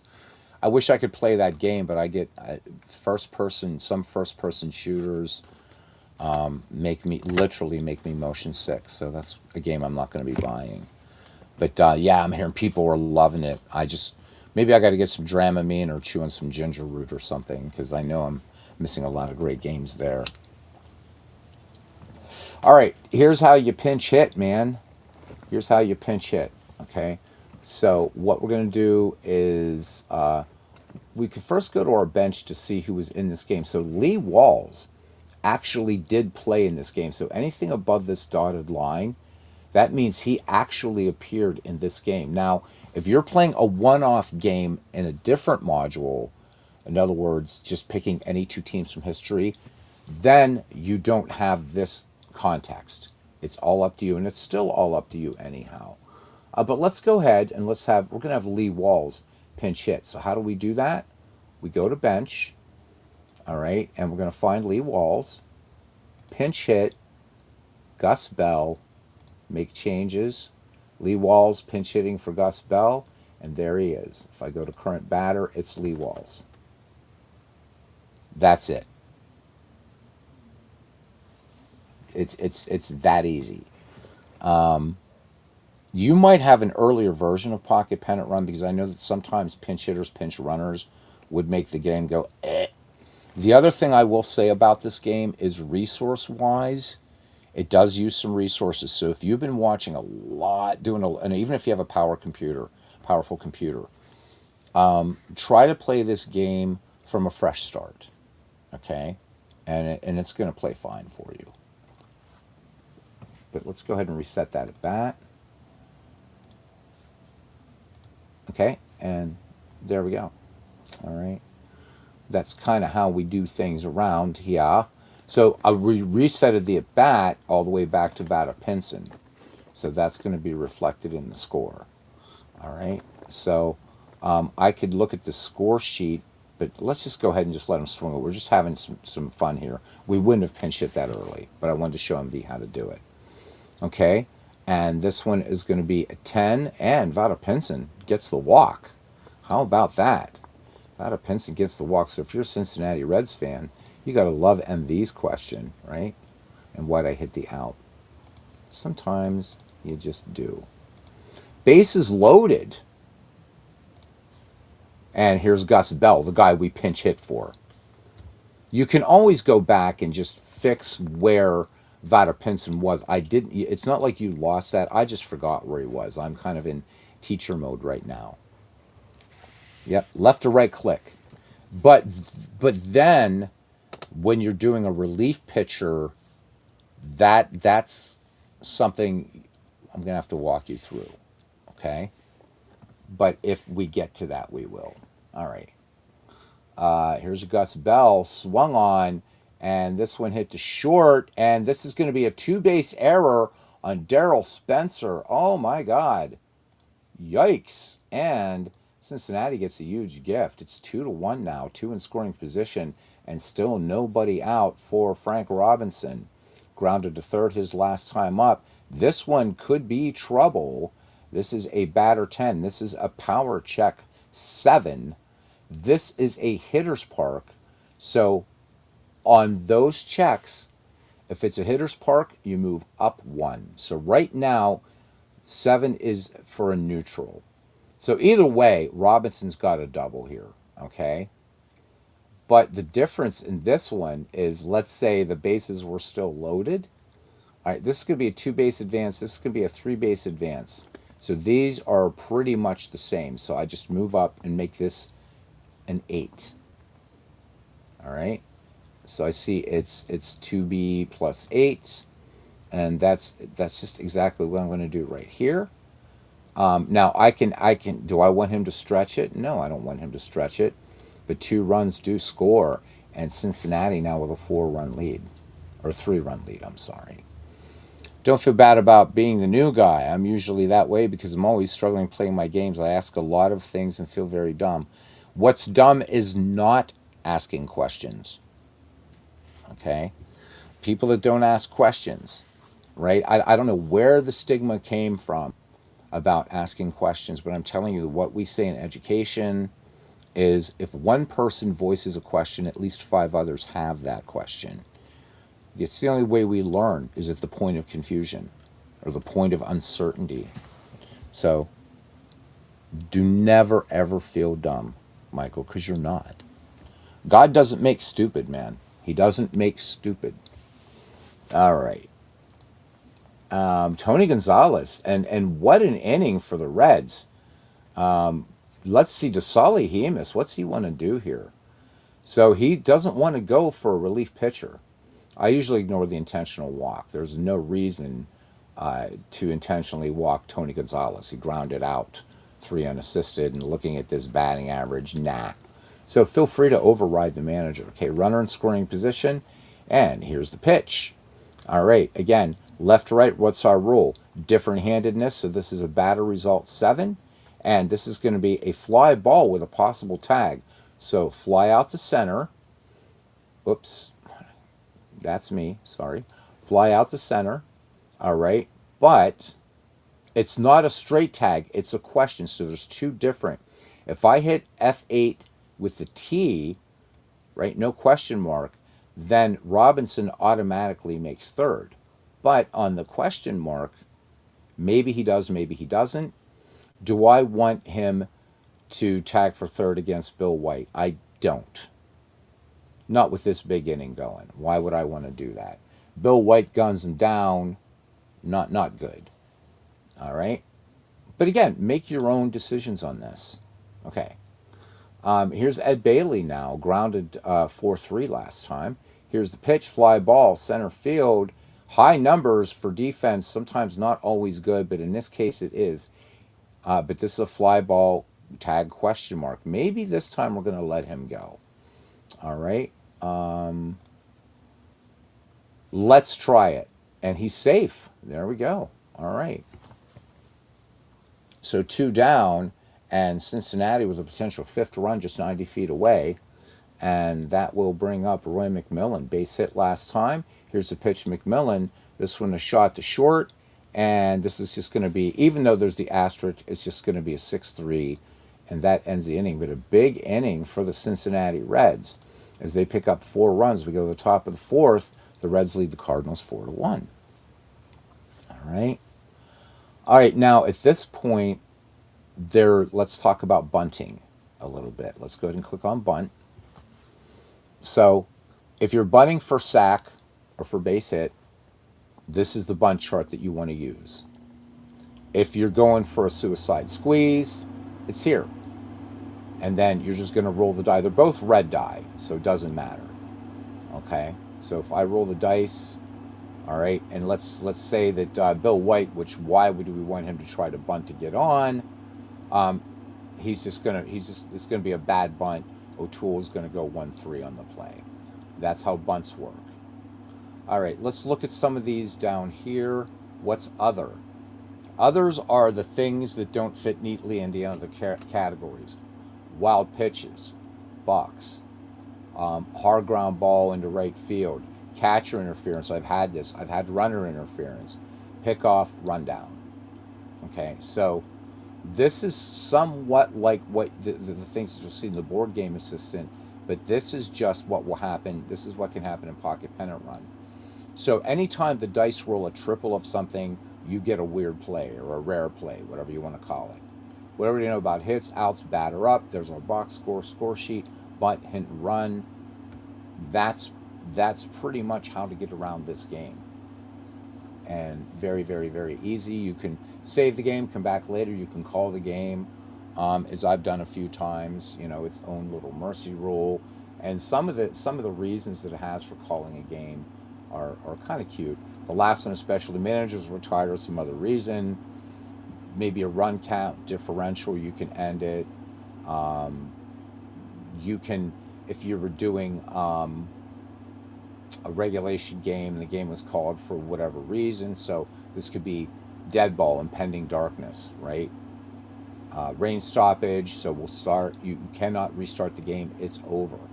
A rain delay. If you got a rain delay and you got to go pop off to do somewhere else, do that. Okay.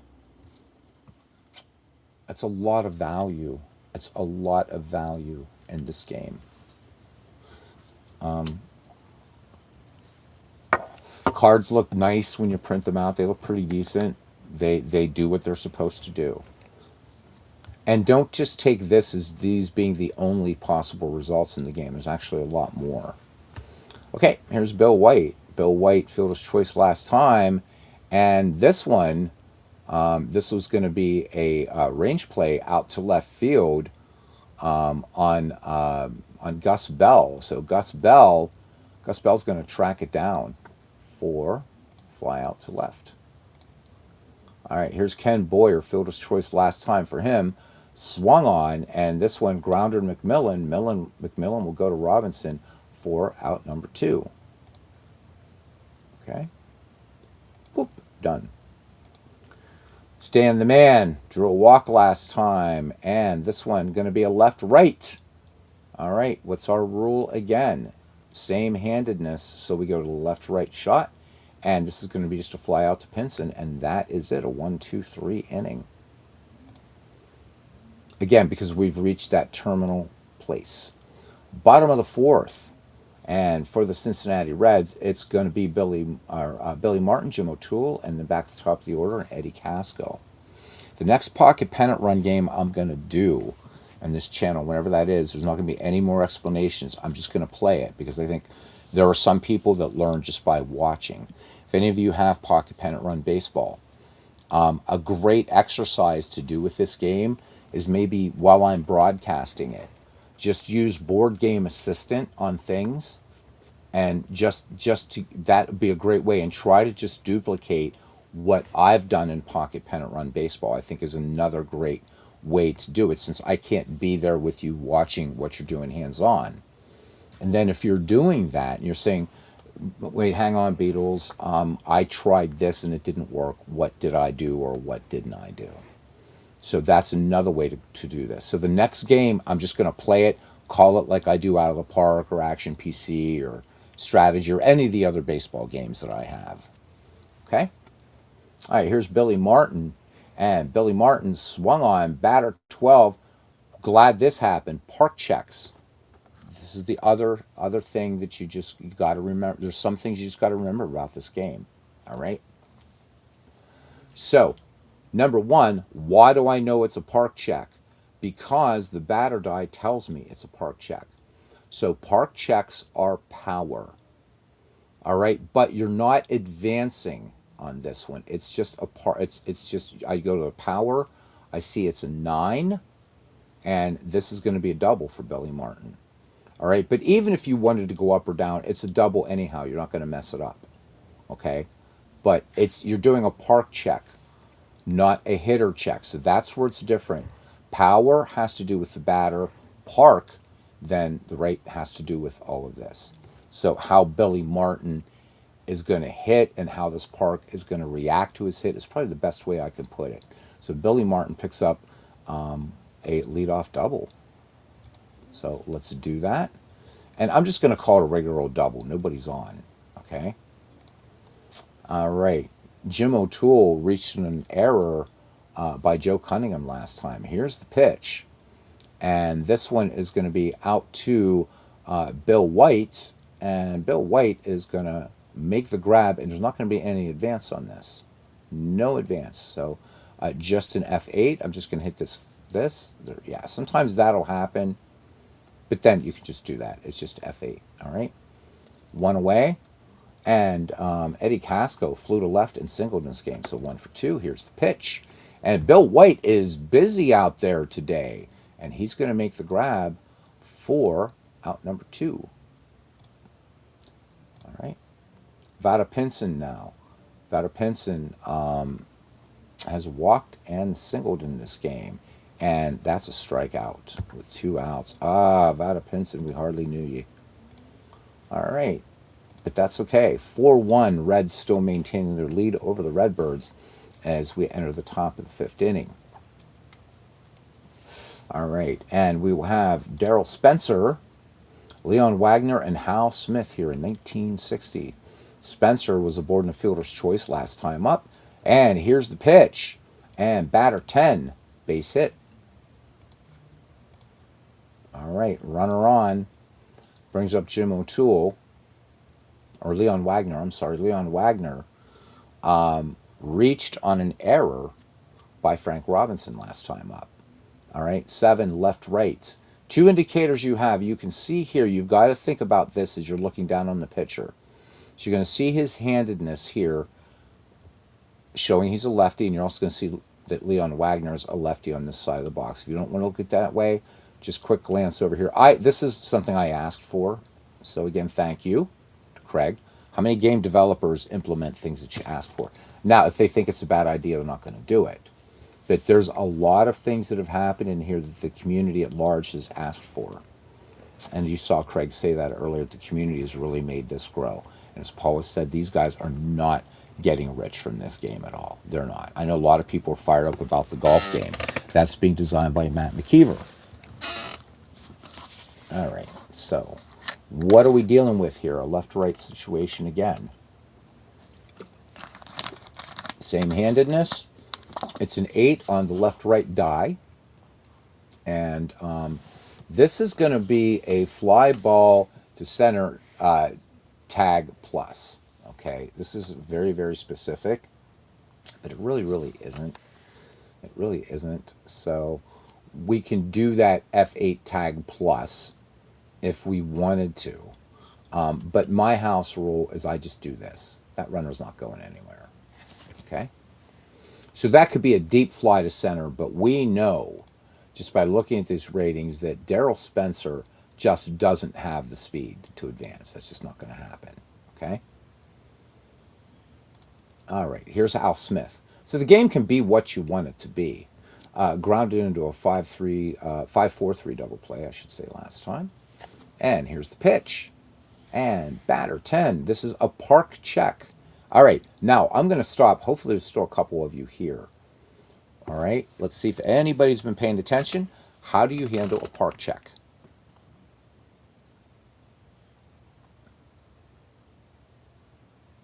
Okay, batter 9. Oh, I'm sorry, it's not. Yeah, so batter. So we know that it's a. We go to the batter card. It's a 10 park. How do I handle a park check?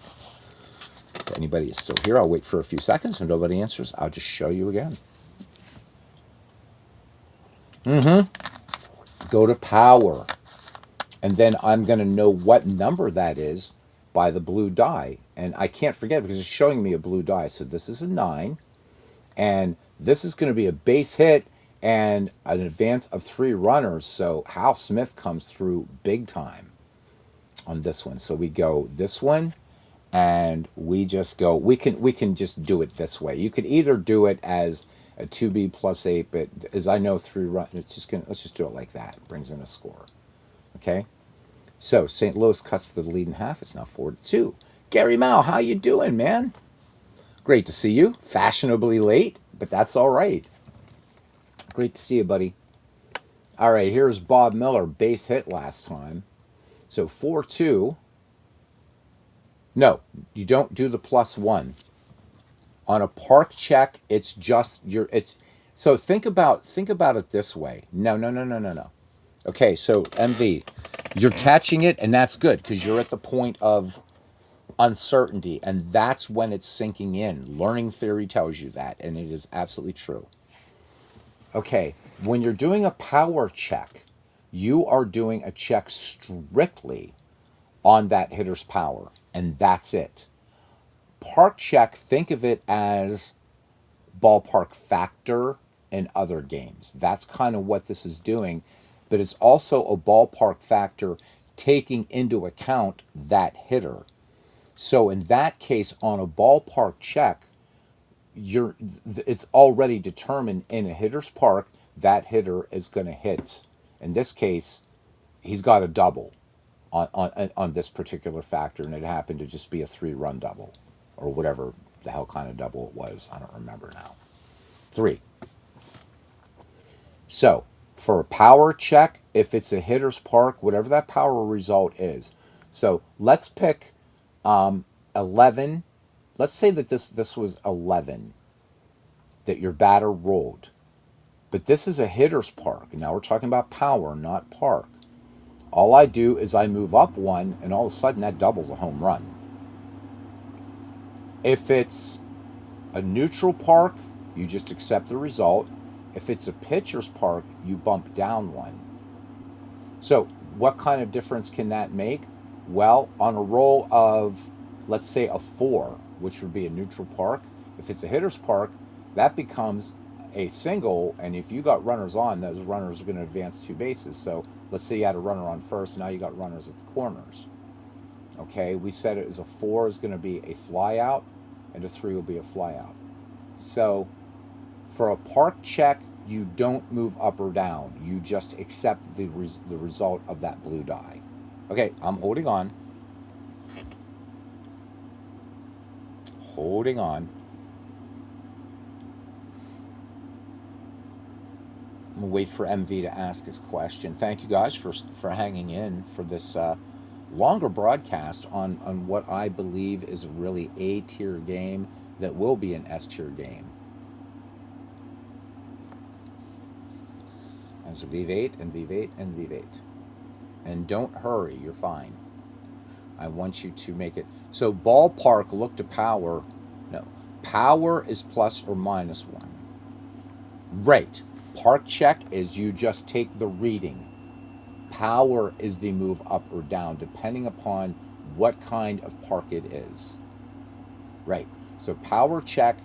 So Crosley Field is a hitter's park in this year, in 1960. It might be a pitcher's park in another one. And we know that, right, from all the time that we play in action PC baseball, for instance. Or you could look at total baseball, and you can see that in some years, parks would favor hitters more. And in fact, JT and I talked about that, and D. Scott and I the other night in a game with the Los Angeles Dodgers, that there were times when certain seasons when Dodger Stadium was more hitter friendly.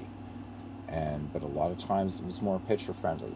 So Crosley Field's a hitter's park. And by the way, there are other modules in this game where you can even change this rating. If you disagree with it, you can change it. It's beyond the scope of this tutorial.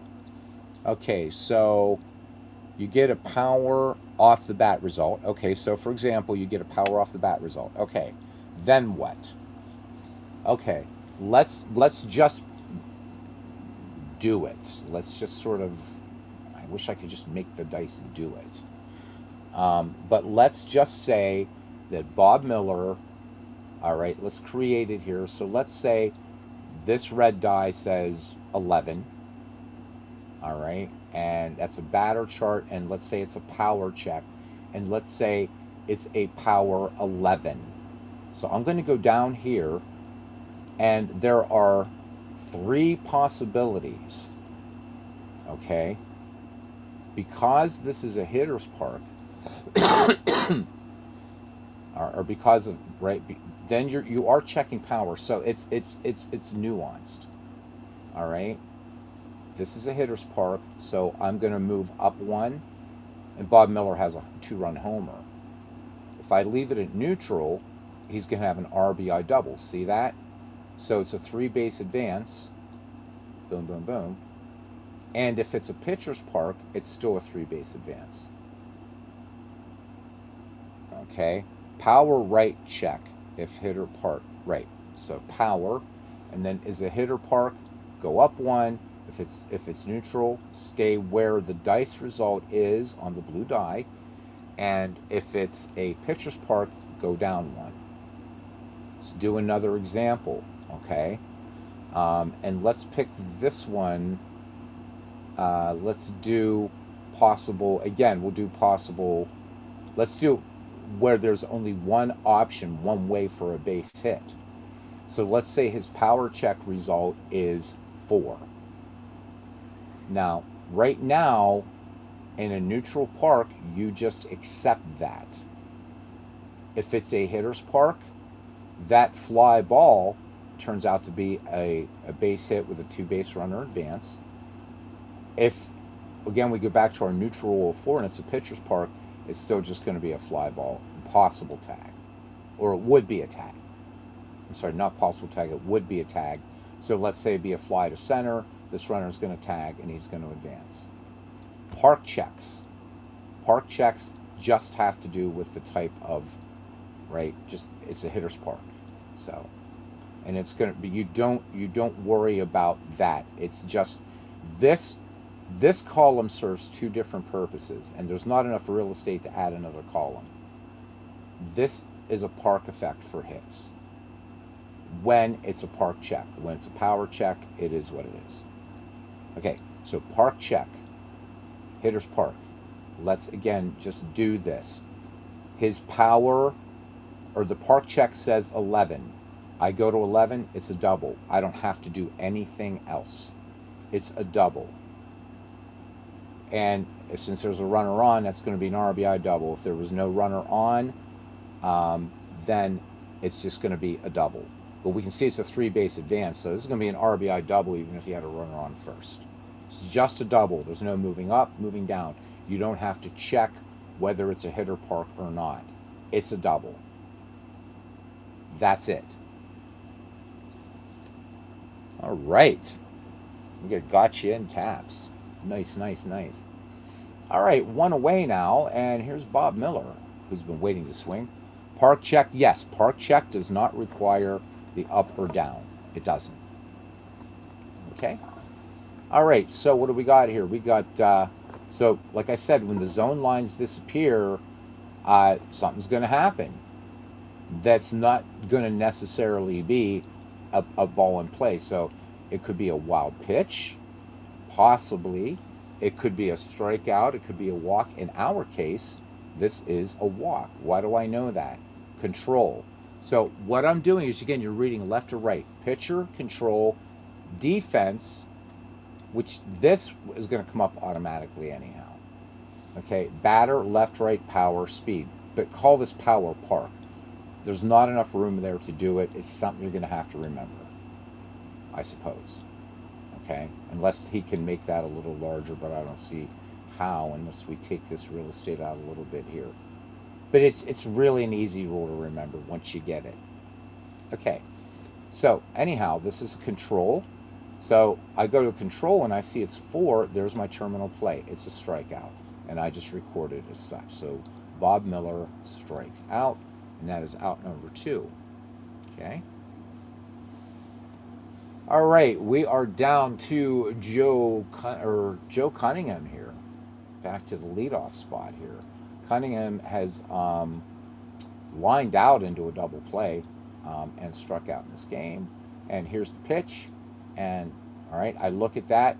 Can't go any further than a strikeout, so he leaves a runner in scoring position. Joe Cunningham not having the best day at the plate for him.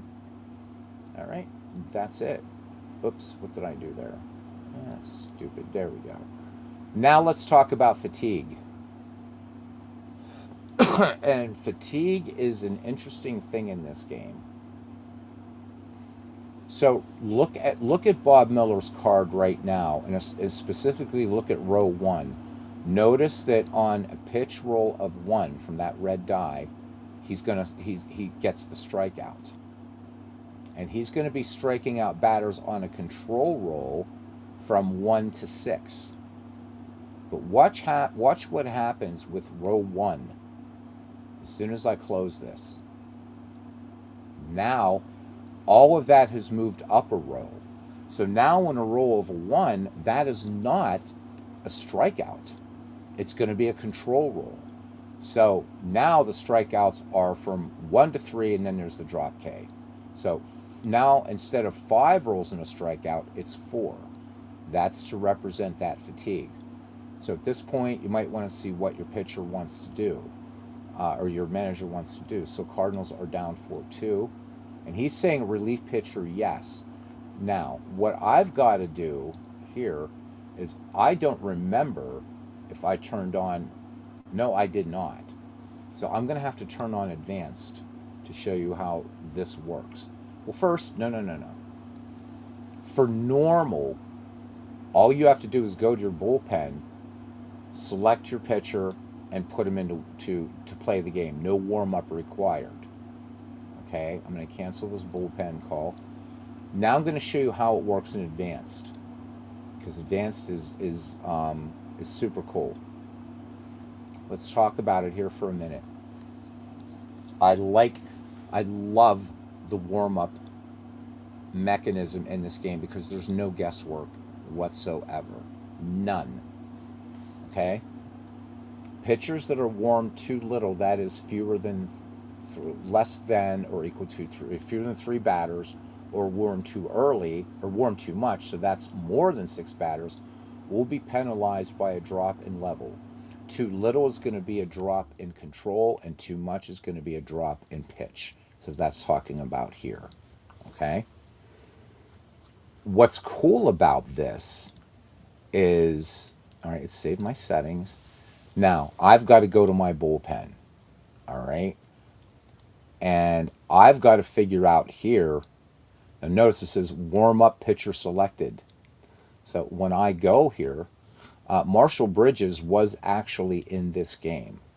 So I'm going to go ahead and click on this. All right. And maybe I want to put a righty up there too. Just to so let's, if I want to, I can also hit Ernie Broglio.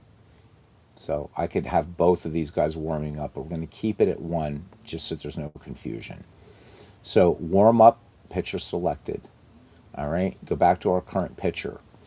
So you're going to see there's a 0 right now. That represents there's 1 batter. If I bring Marshall Bridges in right now, it's not going to be any better than having Bob Miller in there. It might even be worse. So now we got Gus Bell up. Let's go ahead and pitch to Gus Bell. This is a batter 12. Park check just for you, MV. I go to the power column, and it's a base hit. I'm not moving up or down or anywhere. This is just a base hit. That's how we did a real life park check. Okay, boop, there we go. Now, notice over here, you can't miss it. Now it's yellow. So he's faced a batter, and it's nice that you can just see that out of your peripheral vision. He's still not ready to come in yet. Okay. All right, let's bring up another batter here. Now we got Frank Robinson. Once Frank Robinson's at bat resolved is done, watch the number over here. Okay. Swung on, range play to left, and this one is going to be a 9, and this is going to be a base hit. All right, now the number changes, it's 2. Still too early to bring in Marshall Bridges. All right, runners at first and second. Brings up Tony Gonzalez. All right, and the pitch to Gonzalez, and this one is going to be a batter 11, base hit, and that's going to be an RBI. Yes, it is. So that's going to be a single with a 2-base advance, and that's going to do it. Now Marshall Bridges is ready to come in. It's green, and there's the number 3. So we're going to bring him in. So we go to bullpen and select the reliever I want to enter the game, and he's ready. And now you can change his fatigue rating, which is another nice addition. Again, I asked this for starters, but they also put this in for relievers. I see the bias toward 21st century baseball, and that a lot of your relievers you're going to see are going to be just good for 1 or 2 innings. But we know, even from going back to 1970s baseball, that you had pitchers that could come in and work a middle relief. Technically, this is middle relief, so my little house rule is just common sense. So I'm going to bump his fatigue up to 3. Right now he's a 2. So let's bump him to 3, and boom. Another nice thing that I did not show you in this, and I'm sorry that I didn't, and it's not going to let me do it. But let me explain what this is. Boost slump a batter is no longer available. See, the first inning already been used. So what you can do, let's pretend we're playing in 1941, and Joe DiMaggio riding that 56-game hitting streak. There's an interesting way where you can try to see if that happens again.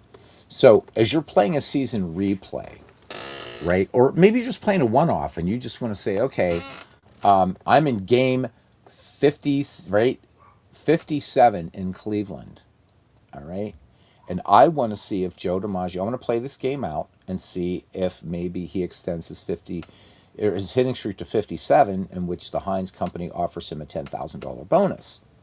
So you can boost a player on a team to represent a hitting streak, or you can slump him to represent a slump. And they will stay in that rating, so the players will stay boosted unless they go 0 for the game. Then they're going to go back to normal. The slumping player will stay slumped unless he goes for 1 for whatever in the game. And then he goes back to normal. So it's a nice little thing. So you can boost and slump, boost a hitter and slump a hitter for each team. So you can affect 4 players, which is really, really cool. Okay? So forgot to mention that. That's something I don't really use. But I think it would be fun just to say, okay, let's make Mario Mendoza, let's boost Mario Mendoza, let's say. Or let's slump Ted Williams, although, like, Bernie would run me out of the community. All right, now, so Marshall Bridges is on there. So I'm in 32 innings of work in 1960 for the Cardinals, a 3.38 under an average, 27 strikeouts, 16 walks. He went 2-2 with a save. And here we go. He's in a bit of trouble here now. All right. And did I bring a batter up? No, I did not. Here's Ed Bailey. So Ed Bailey grounded out and flew out in this game. Marshall Bridges working from the corners. And we could, at this point, would Solly Hemus want to go for... so he's calling for an intentional walk. Again, I say use your common sense. We could try for a squeeze bunt. Probably in 1960, that's not something I would do. So let's leave it as is, and let's just do the at-bat. All right, Bridges deals, and this one, 2, control 7, and he walks the batter. So walks him loaded now, but Marshall Bridges only responsible for that first runner. Okay, nobody out, and here's Roy McMillan. And you can also, in this game, if you want to do the enforced batter's face limit at 3, you can do that. But right now, if I wanted to, but I would have to start warming up a pitcher. I'm using those advanced rules. If you want to play it fast and loose, turn that off. So we can go back to settings, go back to normal. Now I don't have to use the warm-up rule. Any pitcher I select, if I select Bob Grimm, which you suggested Bob Grimm, I can bring him in and he's warmed up. Okay, I don't know that we'd want to waste Bob Grimm right now, but you could. Okay.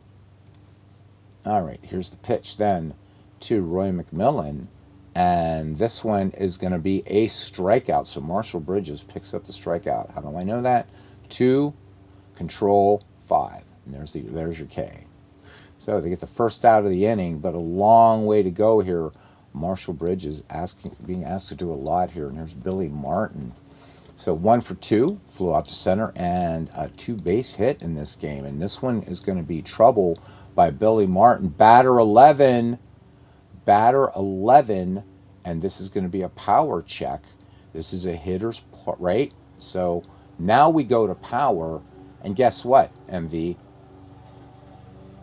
It's a home run either way. You just can't miss.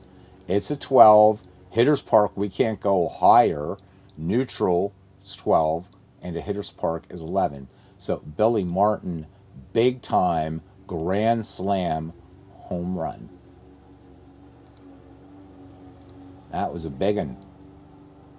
And it's 9-2. We're not going to play out the rest of this game, obviously. So, but there they all lined up nice in a row. And so there you go, Philip Reynolds. And that is how it works. That is how the game works. Let's go ahead and call this one. If I hadn't been going on so long, I'd be like, okay. So game called. Let's say it was a regulation game. It actually, yeah, there we go. So Reds win, enter results, and then close. It's going to just ask you to confirm those results again, and just click close. I'm not going to save them to box score replay, and then your score sheet is actually going to come up, all populated. And that's that, baby. And then again, you can just jump into another game if you want. If you don't want to, again, here's where your season plays. We're beginning to wrap up now. Okay. Down here, all your saved season replays. So quickly, how do I set up a season replay? Let's find, I don't know, 1967. How do I want to do 1967? So you can push all these radio buttons. I don't. Let's say I want to set up a 1967 replay. So go to 1967.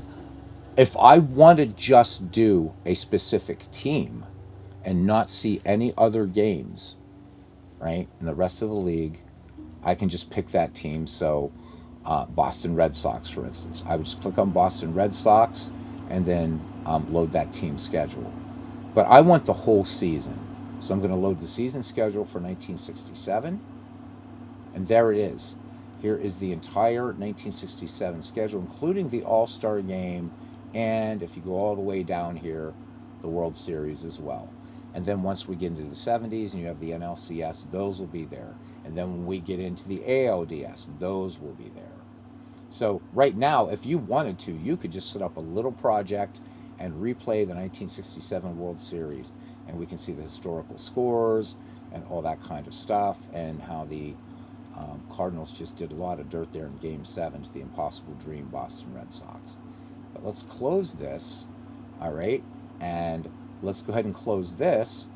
But now we say play a game from history, blah, blah, blah, season replays, all right? Previously saved season. Notice I didn't have to hit save or anything. And I just do this, load save season, and we're ready to go. Absolutely ready to go. And you can see here dates ending with WC. So you have wild cards, Division Series Championship, and World Series. The only one we have here is the World Series. But you can find the All-Star game in here, so if you want, and play it.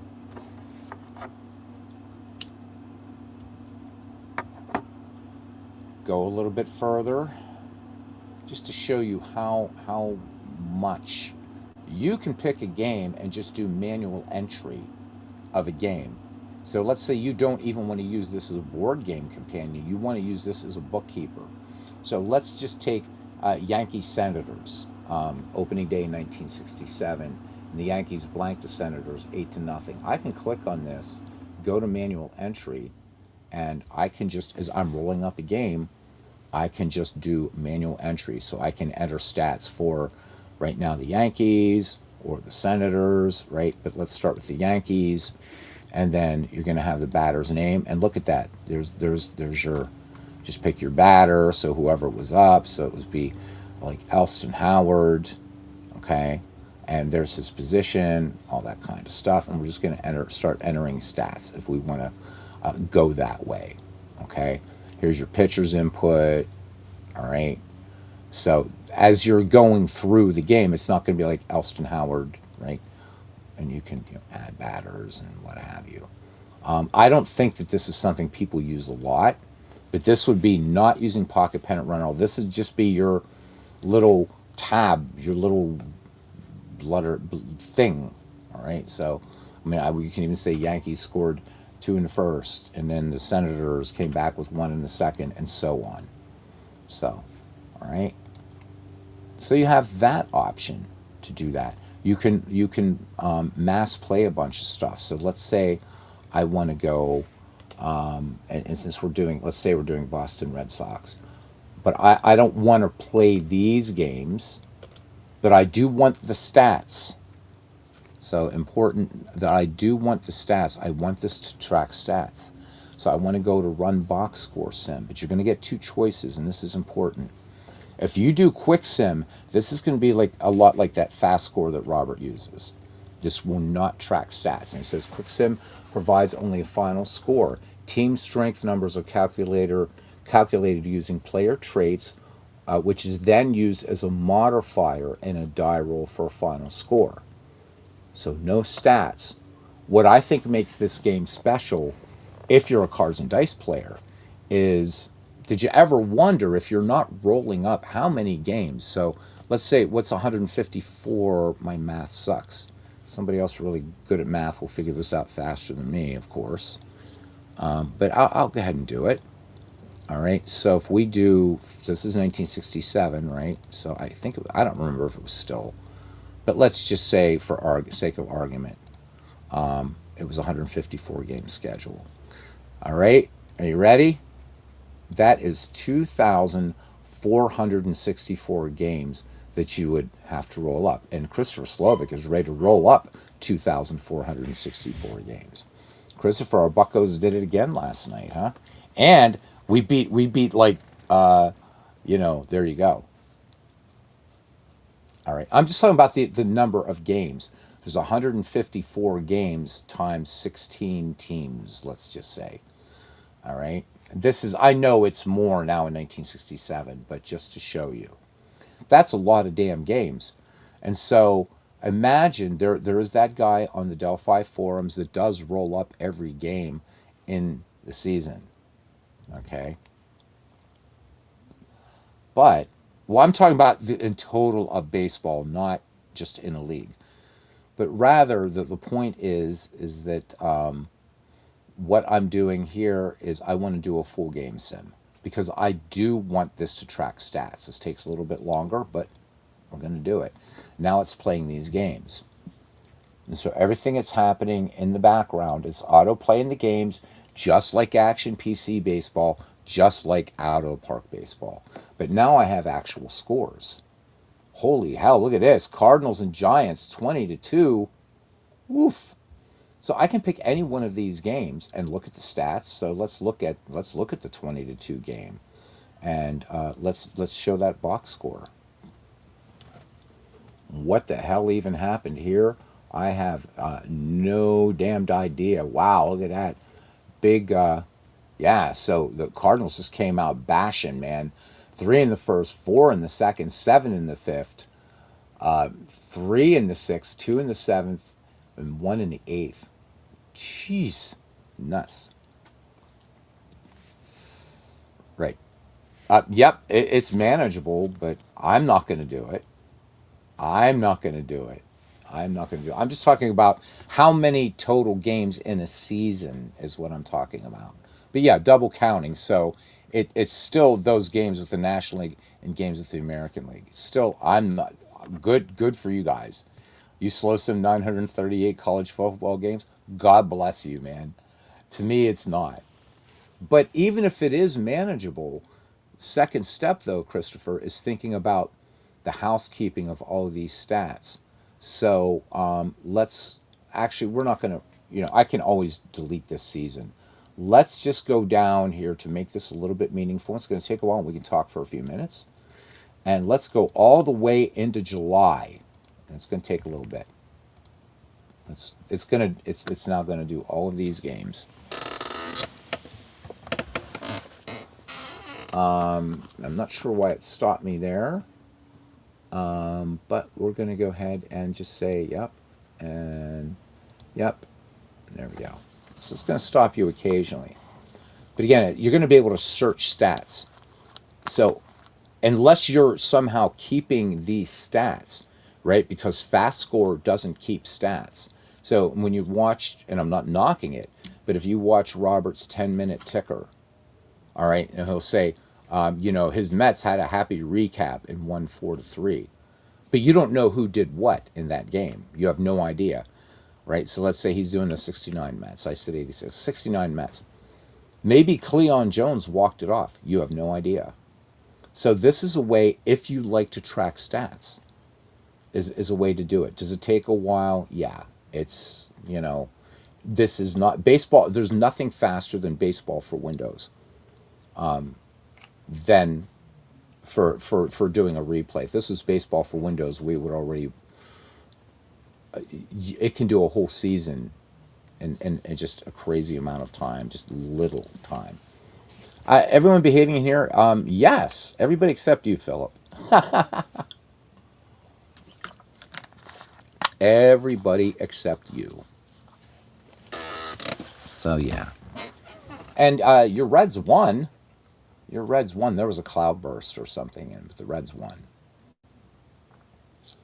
So, this is it's worth the wait. Would you actually do 804 games at once? No. And I could probably cancel that if I wanted to, but what else? If everybody leaves, at least you can go back later and check. But I do want to show you how you can track stats. I think that's really makes this special. I wouldn't use this with a digital game, obviously. Why would you? That's gilding the lily. But if you're rolling cards and dice, you're playing fast action cards. Takes you 21 minutes to play one of your History Maker baseball games. Okay, but now imagine a whole season, and how are you tracking stats for each player, each position player, each pitcher for every team in a league? This allows you to do it. And you can play History Maker Baseball Express and just do this. Yeah, pitcher results have been entered, and let's just let it continue.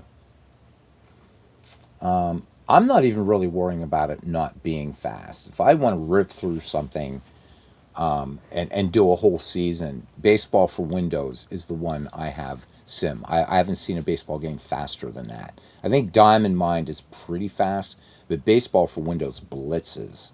And the faster your computer, the faster it's going to go. Okay, occasionally you do have to monitor this thing, but that's all right. So, just home runs, shutouts, and perfect games, which is fine. And again, it's as David Baseball Demo says, play it the game you want the way you want. And I know for me, I do anticipate at some point wanting to get back into cards and dice gaming. And so to me, this is the perfect companion. Digital Diamond Baseball will do this for you as well. And so will Action PC Baseball. But I'm using, just like in those other games, so this is actually using the Pocket Pennant Run engine. So let's say if I was playing, for instance, in History Maker Baseball, and so God forbid I'm saying this, let's say I'm a Cincinnati Reds fan, and I'm playing the 1990 season. So I can roll 1990 season in any game I want, but let this game take care of everything else. But again, you can also you can play up every game in this as well, and it's going to save that replay score. And then obviously you can still track stats, which I think is nice. But if you don't want to do that, that's fine. That is absolutely fine. I'm not saying you should, but I think this is an important feature of this game. As we let it play, actually, let's go ahead and cancel for this point. So if you go to Cards and Dice Fall Classic Baseball, it's pretty good and smooth flowing board. And that's what I'm looking for, is flow. Okay, so Let's go ahead and cancel this. And I think what I'm doing is actually canceling the games. Yeah, let's just let it go. Let's let it go and let's let it have its fun. Yeah, I am looking for something that flows really nicely. And that's why, I've kind of grown more fond of Strat now thanks to Strat Max. Boom, look at the card, it's done. I'm not a person. I don't want to look at a lot of charts. Yep, roll one team and have the computer roll everyone else. But this way, this little game here, which is acting as a board game companion, is also giving you what Out of the Park Baseball and Action PC Baseball and all the big digital games do. So, and maybe I'm misunderstanding it, but I'm thinking that for guys that do replays and they talk about, I'm doing a replay of such and such a team in Cards and Dice in such and such a year. So for me, I would want context because I'm so used to playing digital baseball that I want to see, okay, who in the National League led an RBI or stolen bases or triples or what have you. And so in a digital game, I can just do that, right? Action PC baseball, boom. Who's leading in triples? Oh, it's so and so. Who's leading in home runs? Well, damn, look at that. It's Bobby Bonds, And yes, I said Bobby Bonds. But this will allow me to track down by position and stuff like that. So you are getting a a big digital feature in something that works. And I would think, and again, could be wrong, that's going to give something more meaningful because you're rolling up your games. And I know Cards and Dice is a much longer investment also than a digital game. But I think for context, it's a nice option to have. I think it's a great option to have. Quick Sim, if we have done Quick Sim, we would have had a lot of scores, but we wouldn't have had any way to look at any box scores. We would have just had scores. So Philip says his next project would be an ABS system check with the Chicago White Sox. Interesting. So does History Maker or Baseball Express have that? The ABS system type thing, or how do you implement that? As I don't have the History Maker game, either one, so I don't know how that works. So if it's in there, I think that's super cool. That is super super cool. That's some thinking there. I don't hate ABS. At least it's not Ghost Runner. But I don't like ABS either. I'm kind of like, all right, I guess, Someone gave you an idea for it. Nice. That's good. That's good, good, good. All right, guys, I appreciate you hanging in. And then if you can't, that's cool. That's fine, too. We're about halfway through, so we make our way to July. And those ones that were canceled, I probably just canceled out individual games. I don't know. But maybe it's the cheap bastard in me as well. And I'm thinking, wow, you guys were showing me prices of some of these Cards and Dice games. And I'm like, okay, if I'm going to spend that much, I want to get the most out of it. So on a 1 or a 2, a call was changed. And on a 3 or 6, the call is not. Okay, and then you're going to have, of course, the limited challenges, and of course you get that extra one if you go into extra innings. So you're going to stick with those rules. That's pretty cool because that can make or break things right there. Since so that means then the hitter gets another roll, right? So let's say they challenge the call, you roll it, call's overturned, so then you're rewinding that at bat. Okay, that's cool because you're not using, there's no counts.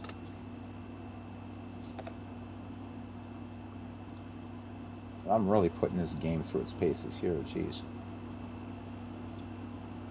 But I wanted to get us a large sample size going into half a baseball season.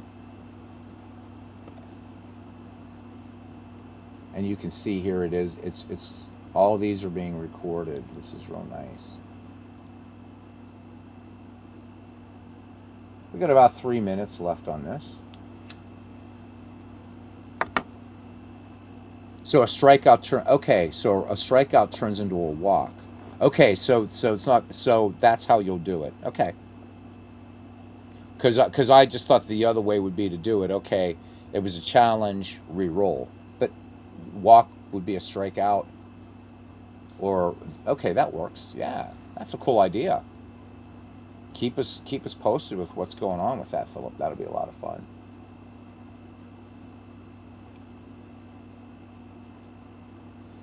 So, what else this game has is a ton of databases, man. The next release is going to see um, extending Japanese baseball way back. You've got all of Major League Baseball. I'm hoping at some point, for those of you that like minor league baseball, to to sim or whatever, that there's going to be more minor league baseball added. That's one thing where Out of the Park does beat this one in terms of database size. I've got the All American Girls Professional Baseball League in here, which I think is awesome. You got Korean baseball as well. And then all these as played games with as played lineups. So for those of you that are sticklers, and I know there's a person in this community who will look at newspaper box scores, and if such and such came into pinch run, pinch hit, or was a relief pitcher, that's who he would put in. And this game allows you to do that because you can look at that. I can't look at that in Out of the Park baseball, nor can I look at it in Action PC baseball. I can't see who actually appeared in a game. I would have to go to something like Back to Baseball or Baseball Reference. This way, I don't have to leave this engine at all.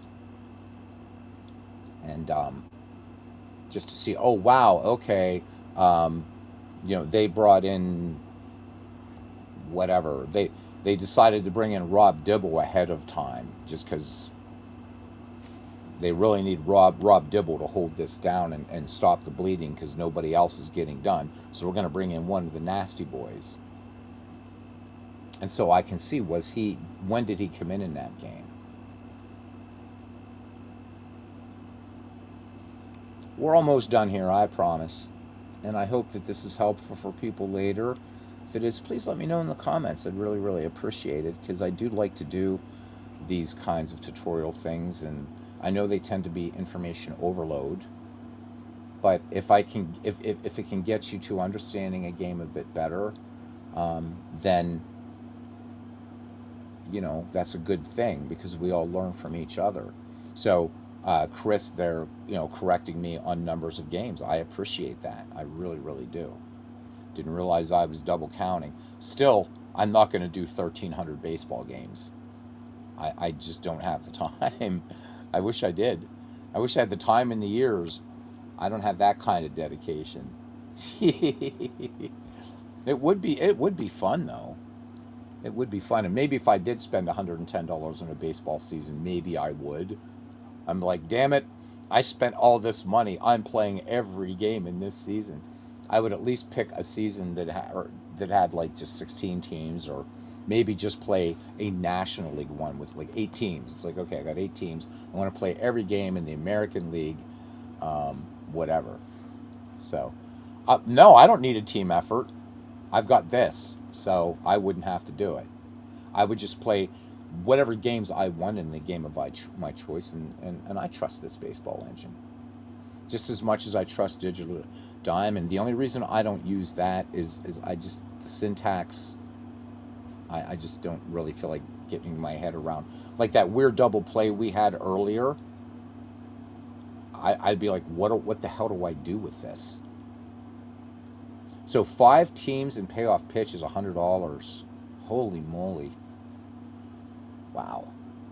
Yeah, that's or 5 seasons. If you said 5 teams, I'd be like, never. But still, 5 seasons, $100. Well, 5 seasons or not Inside Pitch, in PC Replay is what, 100 and it's about $130 or something. So, but again, I think that people going to their website, they're not going to mind as much. Steam players are going to hate that. They're really, really going to hate that. Because if they're really die-hard baseball fanatics, right? The counter to that would be, so Philip, talking about just strictly Steam, you're trying to get non-baseball players in there now. Out of the Park was able to do it, but if you look at what, and Digital Diamond, but if you look at what they're offering and how, I think, and I hope I'm wrong, I will be the first to publicly say I was wrong. But DLC, it can be the kiss of death. Samuel is agreeing with me, so, and he's right. I've seen too many game reviews of excellent games get slammed because people are saying, why should this faction in Warhammer, why do I have to pay to be able to play the Tau, or the Chaos Dwarves? They should they should be in there. Why am I paying so much? I'll pay $5 for it. Some will say that. I'll pay $5, but I'm not going to pay $20 just for another faction.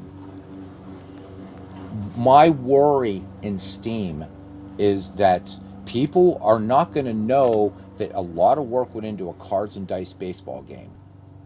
They're going to know that a lot of work went into out of the park baseball, and they're going to say, but this offers me every season, and I've just spent $50 and I have every season in baseball. But now you're telling me, let's say if every season was available in baseball from 1871, or let's even say 1901 to 2026 at what, $20 a pop? Somebody else bring up your calculator. I don't even want to, I don't even want to think what that cost is. That's got to be something ridiculous. But not everybody's going to buy every season. And I get that too. All right. So, yeah, it looks like I'd canceled a lot of games and whatever. So, where are we here? Nope, there they are. There they are. It had to refresh. So, all of these games are played up to... Where are we? Up to what? I don't know. Wherever we've played up to, we've played tons of games here. Okay, and I think the game's going right now at me. It's saying stop it. Okay, let's go ahead and close this and go back in. I got to look for 67, and no, I don't play all these. I just have them in there. There we go. Now we can go in here, and the reason for doing this is to be able to track stats. So if we go to show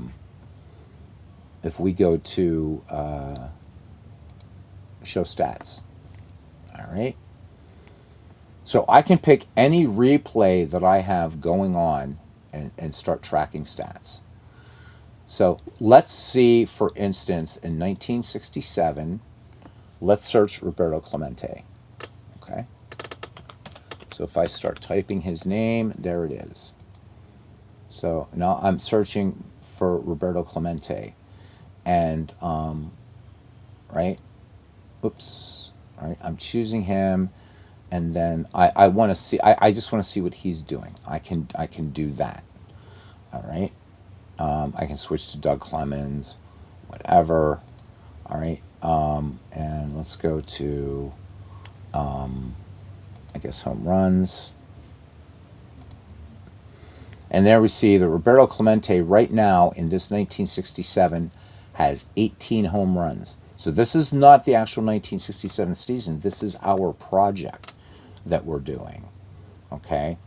25 doubles. He has yet to triple. 77 runs batted in. 10 steals. He was caught stealing 3 times. How difficult this would be to do by hand. And I know there are guys to do it. Let's look at a team. So how are the Boston Red Sox doing? And what are they doing? So let's just go ahead and search stats. And we don't have to pick any of this. Let's just search stats for the Boston Red Sox. So we can see how everybody's doing right now. And Yaz, as you would expect, is kicking ass right now. 23 home runs, 5 triples, 25 doubles. Right now he's hitting 384. So there's Scott Petruccelli, there's everybody. Okay? And I can pick a different team if I want. So how are my Pittsburgh Pirates doing? Let's search stats. So we can see that Clemente right now leading. We're leading in home runs, but Matty Alou pretty fast there. Look at him with the triples. Stolen bases, Maury Wills, as you would expect. There's Maury Wills. To be able to track that, looking at my pitchers, okay, I can just check, ERA. Okay, I would like this to be sortable, but it's not, unfortunately. But no big deal. This is a lot further than what you had before. Then you can get very granular. You can find players by stats. So I can do by all players, home runs, minimum required, let's say, I don't know, 70, 70 at, whatever plate appearances, or 70 at bats. Let's make it 200 at bats. And I just want to do the top 10 and search those, and there we go. So I've decided what I want, and look, it's Lou Brock and Carl Yastrzemski right now. How spooky is that, right? Cardinals and the Red Sox that would meet in this World Series. But then I can go ahead and see who's stealing or whatever. So pretty nice. But maybe I want to do this by position, and I want to see what second basemen, all right, have RBIs and minimum requirement. Let's just leave this at 200 at bats. Show the top 10. All right, and and now this is just doing second baseman, just second baseman. Okay, and their RBI totals. And we got Rod Carew and Bill Mazeroski leading the pack, each with 60. To be able to do this can only be done in a digital game. Now, if you have Action PC Baseball, then you don't need this. You really wouldn't need this, because Action PC. But I'll say this: Action PC Baseball, the way it does manual entry is a little bit different than this game. But I like that I can break this down so very much. So there we go. We can clear all that and start all over again if we want. That's it for this module.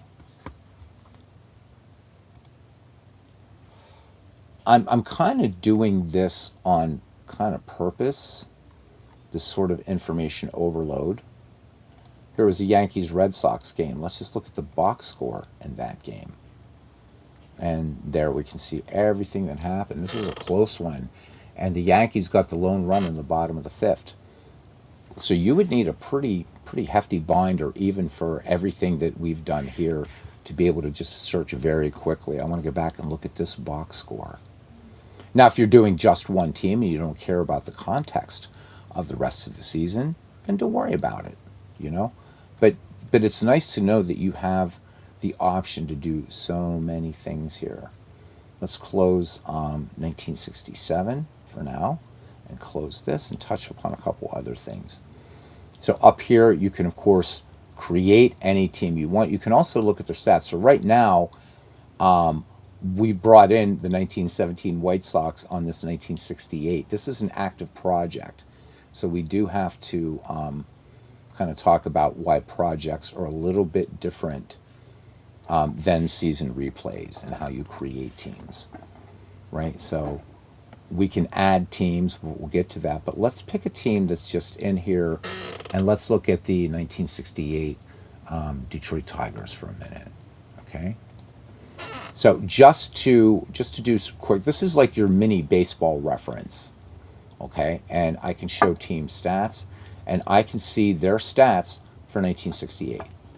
Okay, all the way down. Have a lot of fun with it, and I can also see how these ratings were determined for that year. Okay. All right. So you can add any teams you want, and you can create. You can work at the player level, at the team level. You can go totally fictional and create fictional franchises if you wanted this game.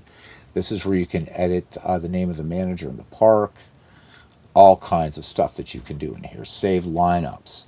You can save as many lineups as you want. Some, like if you're playing when the National League still had no DH and the American League did, you can choose those lineups versus DH, no DH, save as many as you want. Okay, let's close out of this. And let's go down to the quick play. Quick play is really cool. You can just pick from any of, including the teams you've created, any of these databases against each other. So Rockford Peaches versus the LA Dodgers, whatever years you want. That's enough to say about that. Okay. Baseball commissioner is its own thing, and it's huge and it's amazing. Last thing is we're going to do two things. We're going to show our project files. So right now it's 1968, but I can switch this. And now notice 1967 isn't in here. Even though I have it saved as a season replay, I didn't save this as a project. Okay, I could refresh the list. It's still not there because projects work differently. Projects is this is the thing that you need to set up to work with the games, whatever games you're using. So, for instance, like to get this, in other words, to get this to work with the baseball HQ and stuff like that. Okay, and that's pretty much, you create project files, and you can create a project by uploading a CSV file of teams, or create a project by selecting any team from any league. And I can just call this a project name, pick from leagues, do all kinds of different teams, and create a project from it, and go from there. So, that's been a lot for 2.5 hours to show what this game can do, what this Pocket Pennant Run Manager can do for $14.99 if you just buy the print and play version, or the $24.99 if you buy the really nice physical game, even without buying the mats or anything. This thing is so value added, it's insane. It's a game, it's a board game companion, a research tool. It does so many things, and I'm very, very proud to be an adopter of this game, and looking forward to Paul getting the next update up. And I hope you guys will at least look around, give it a shot, as a possibility. But if it is something you don't like, that's okay. Closing thoughts, and then I'm out of here. Is it fair to compare this to Payoff Pitch and what they're charging? Yes and no. Yes and no. So both are translations of board games, but Pocket Pennant Run, in its defense, digitizes the cards, and they look beautiful. You can use right now real ballpark photos in there. Beautiful. The AI is getting better in Payoff Pitch. So there is that on its side. Also, a very, very beautiful user interface. Great game flow. It really is. I never understood how to play Payoff Pitch till I started doing Payoff Pitch for PC, and now it's like, if I had the room, I could go buy Payoff Pitch and play it. It would make sense to me. I like the combination that Payoff Pitch has of fast action cards and dice rolls. Super, super cool. And you can't screw up in Payoff Pitch. It's going to prompt you, depending upon the setting that you have, where you want to be in the game. I think that's great. Downsides for me, and I do know that it does take a lot of work, but it is a downsize that the seasons are, they're not all the seasons, so it's going on, but they've got to make their money. Payoff pitch has been a thing, and Joe Bryant needs to make money, and I totally get that. I'm not knocking it. I'm just pointing out some things. As a board game companion, just like this one, you do have to own the season for whatever game you're using. Another nice thing is the import of historical box scores. So that way, let's say you're doing a project, but you don't want to play all those other games. Well, you don't have to. You can start the season anywhere you want. You can do the same here too, by the way. So you can start anywhere you want and play it and keep those scores the way they were. So these two games have that in common. Payoff Pitch doesn't use player pictures.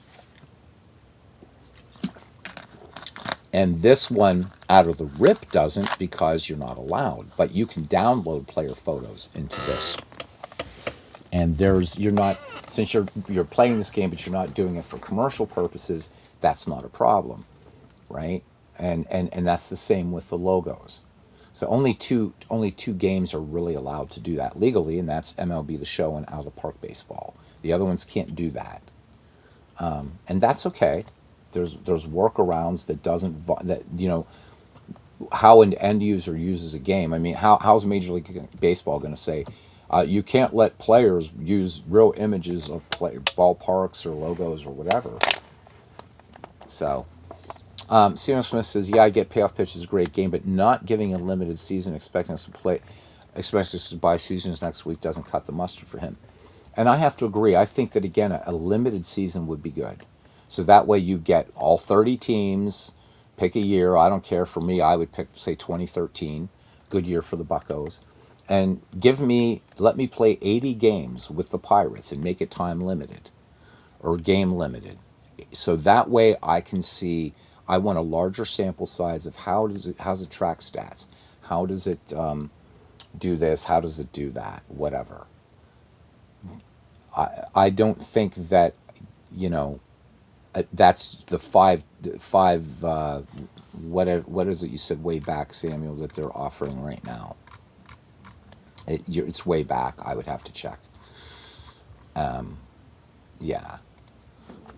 I mean, so for me, the reason I can make a decision on that I'm going to buy this thing is because I've been able to beta test this thing, and those guys have been alpha testing this thing, and so we've had a lot more time. You guys, your time with this with Payoff Pitch has been just the limited demo, and I too don't believe you guys have enough to go by. If anything, throw in just a bunch of teams. Make some sort of league. Make it 80. Make it and put them. Maybe say, all right, here's what we're going to do, guys. Most of you that play this game know 1990s baseball. We're going to give you. We're going to give you however many teams there were in 1990. I'm bad at remembering how many teams. Whatever. Let's just say 24 teams. We're going to give you 24 teams, and we're going to give you just different teams from the 1990s and play them. So that way it's not even, yeah, I know it would be a lot of work, but just pick something. Or again, 1990 season, you're going to be able to play a third of the season, but with every team. Dombrov does it that way. You can restart and play again. I think PC Replay does that as well. You can play so far the season, then the game stops. And the only way to keep playing is to start over again. Because I really think for a game that's going to go for $49.95, people really need to have an informed decision. And I'll be honest, if looking at it from the outside in, if I hadn't had a chance to beta test Payoff Pitch game, I don't think I would buy it, at least not right away. And it has nothing to do with the fact that I do want to buy every season, because I love all of baseball history. Yep, or a 1 or 2 week limit on one season. People really do need a larger sample size. And you can code into the game. The game will know it can work with Windows and say, okay, so Sam, I'm going to use you for an example. So Sam buys Payoff Pitch. Let's say it's available today. Sam buys it on the 18th of April. All right. At midnight on the 25th of April, that will no longer be functional. And the only way he can do that again, right, at that point he's going to have to buy it because it can even write to the Windows registry. This isn't there. There's a lot of ways they could do it. But I think you're going to lose revenue if you don't give people a chance to really play the game. So in the, and I'm thankful for it, guys. So thank you for the few of you hanging in here. I know there's just a couple, but you guys, this is important. This is the latest beta that I have. Um, and so I'm talking about making an informed decision. Look how many seasons I have to play with. Now, I am going to be true to my word, right? Once the full release is out, I'm going to delete these betas because that would be cheating. That would not be fair. The final beta, and all of a sudden, wow, well, I could, somebody could just say, yeah, screw this. I'll just go ahead and just play for these, and that's it. And I guess those are the only seasons. But we've been able to beta test all these seasons. I'm not asking the payoff pitch offer all of this for somebody to try out. But what's wrong with just offering 1975 and make it 81 games? Because if you can't decide, right? As they told me, the purpose of a 16 demo is to test card mechanics for bugs. That's not what it. That's fine, but I think that you're asking. Then you're asking, right? Okay, so test for bugs. That makes sense, but it's not enough because what about bugs that could occur when you're playing? Let's say you wanted to set up a game where you wanted interleague play. So if you're creating a new project, for instance, right, and you wanted to do that, so we'll just call it test alpha. I don't know, right? And we right, we can DH whatever, but let's just put 1975, and let's turn that off. Okay, let's turn that off, and let's just, right, we're just gonna pick use teams card sets, right, which I don't want to do that. I don't want to do it that way. Okay, so I've got those all selected, I think. Okay, and draft mode, I'm not going to draft. No league created. Oh, I got to add a league. That's my fault. My fault.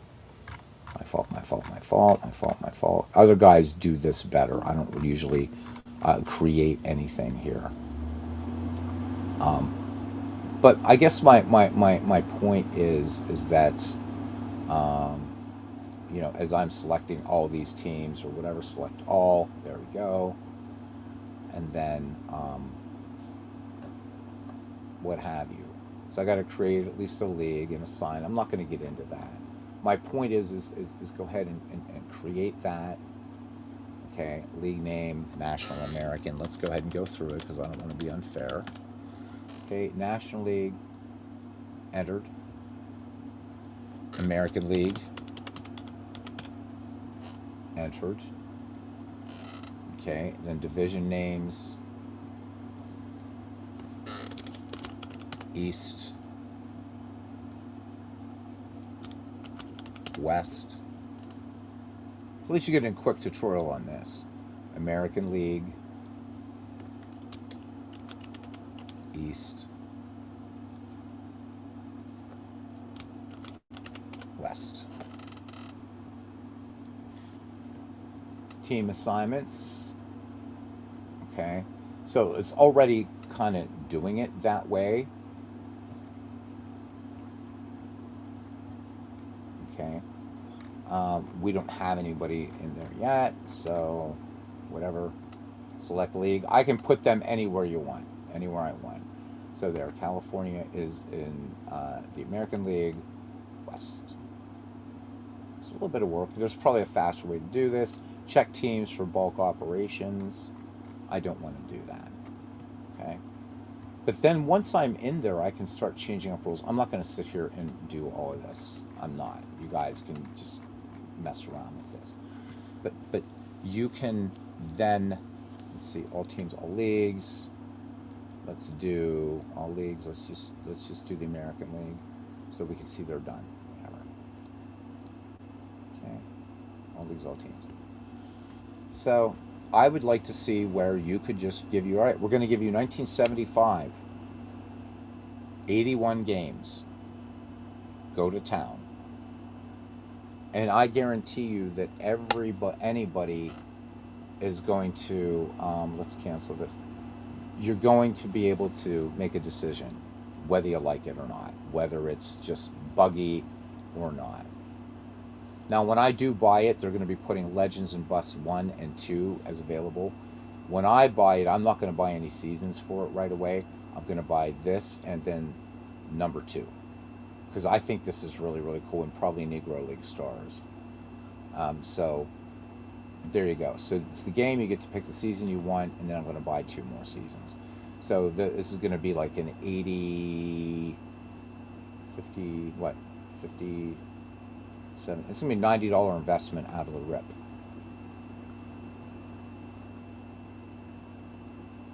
But I mean, so in its favor, this is great.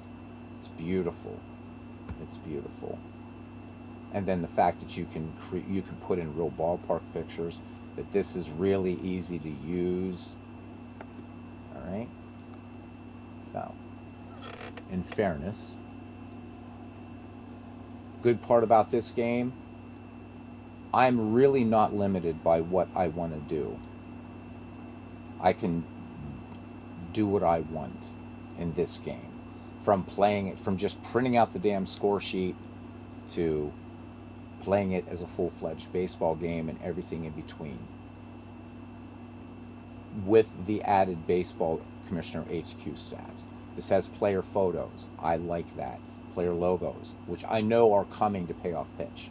I love the player logo. I love the team logos. I love that. I like the fact that I don't have to own or install seasons. I can pick a game in baseball history and play it. I can create a project where I'm just doing a World Series, and that's all. I love that about Pocket Pennant Run Baseball. I love that there's no DLC for this. It's really good. I love it. I think it's a very great board game companion. So, which one's nicer looking? Well, you know, Payoff Pitch with its default skin looks incredible. This is a nice looking game. I think they're both, interface wise or game mechanics wise, game flow, they're great. But here's my thing. Steam gives you a 2-hour time limit on a game. Sam, you know this. 2 hours. How do you test a baseball game in 2 hours? There's no way. Not this kind of baseball game. If it's Super Mega Baseball, yeah, you can test that, and you're going to be like, shit, man, I can't hit with my controller, or I can't pitch with my controller, or fielding sucks. Nah, I don't want this game. You know, you're going to know within the first 2 hours if you're going to like to play Diablo or Path of Exile or Age of Wonders.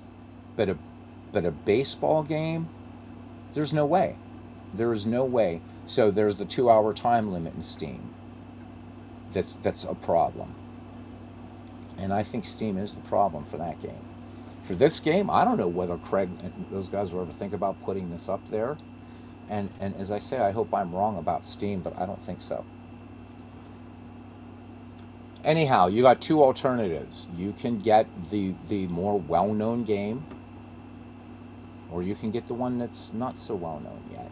But either way, you're getting some really, really excellent baseball games.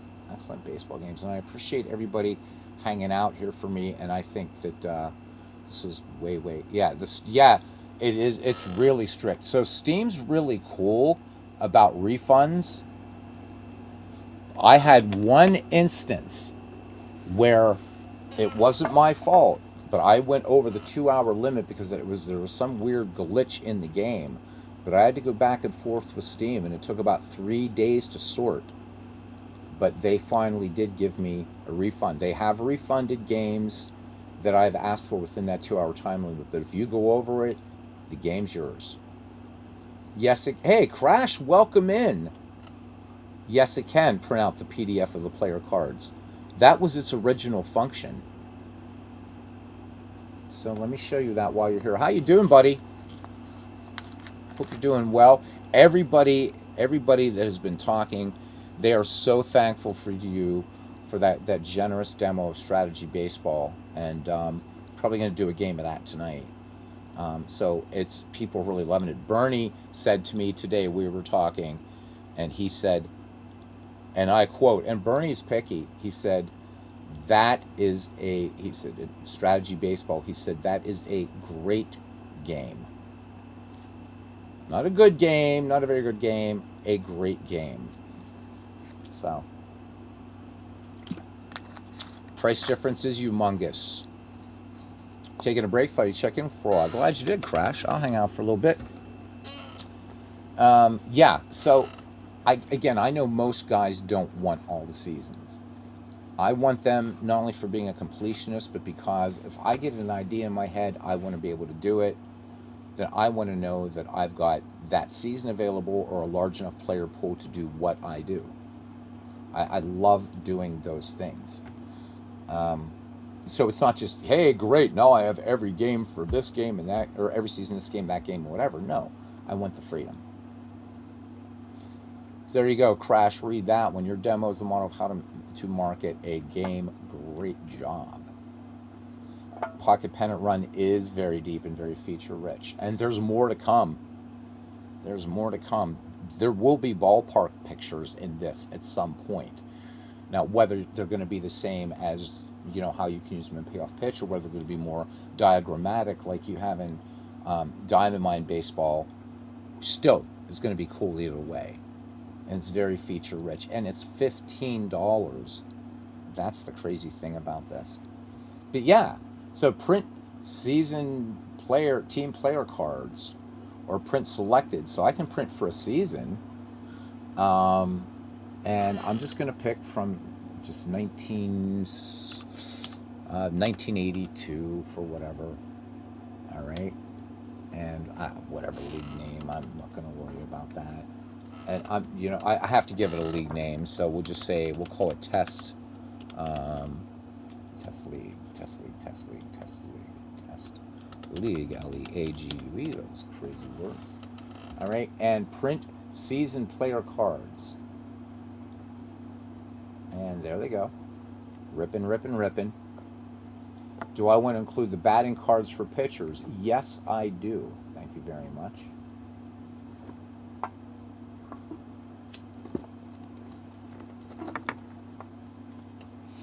All right, now it's doing the players.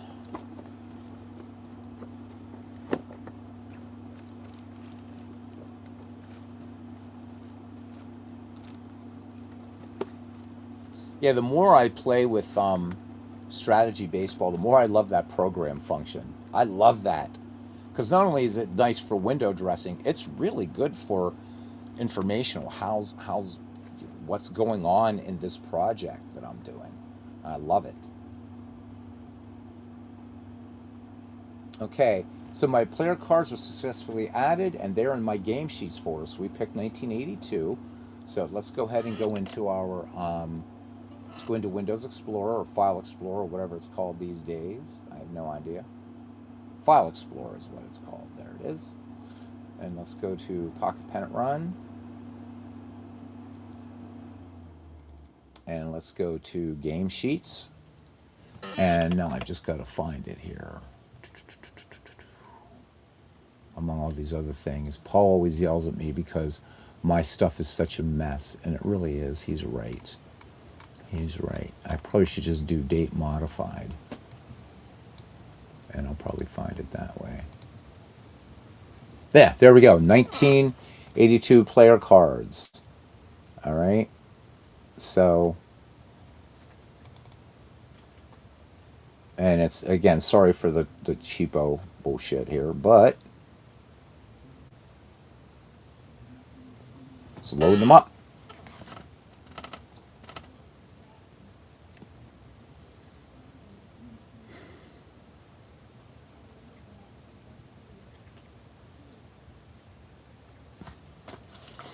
Appreciate your patience. Whatever the hell it's doing right now. This isn't the game. This is me not installing actual Excel and Word and stuff like that, or putting Adobe on here, which I should just put an Acrobat. It'd be a lot faster.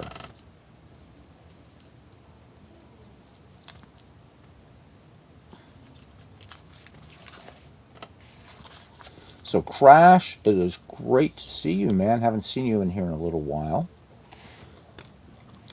So Crash has been a busy man. We'll just put it that way.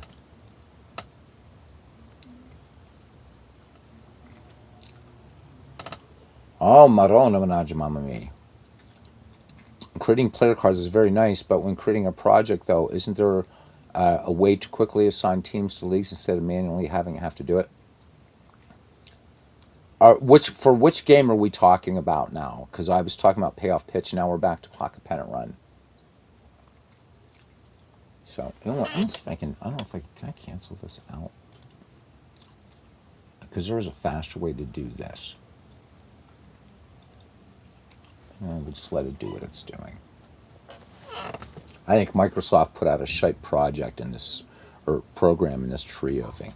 In Pocket Pennant Run, is there a way to quickly assign teams to leagues instead of manually? Yeah, so what I was doing before, that was Payoff Pitch. And with Payoff Pitch, I didn't have to manually assign everybody. So I don't want to get, yeah, Pocket Pennant Run, it's just boom, and it's done. Yeah, that was Payoff Pitch. I'm going to kill this because it's taking too long. I'm going to open it another way. So Task Manager, because it's just taking too long and I have no patience. Because it's just taking a stupid long time, and that's not the fault of this. So where the hell is it? Yeah, there it is. Just end it. There we go. So I'm going to open this, open with, let's see if it'll let me do it with Google Chrome. Yep, I should have just done it in Google Chrome. There you go. So you asked about all the player cards. So the original idea behind Pocket Pennant Run, the software, was just so you could print the cards to play the game. And there they are. Yeah, I just opened it in Chrome. That works. So there is everybody, man. There, we're looking at the Braves in 1982. Yeah, isn't this cool? And then, of course, you can just play the game. You can play this digitally, not even have to. You don't even have to print these cards. The cards will show up in the game. But for those of you that want to actually roll up with cards and dice, and you got some 3D 10s, there you go. Picture cards are really, really nice. They do all the color coding, which you need to do, and have at it.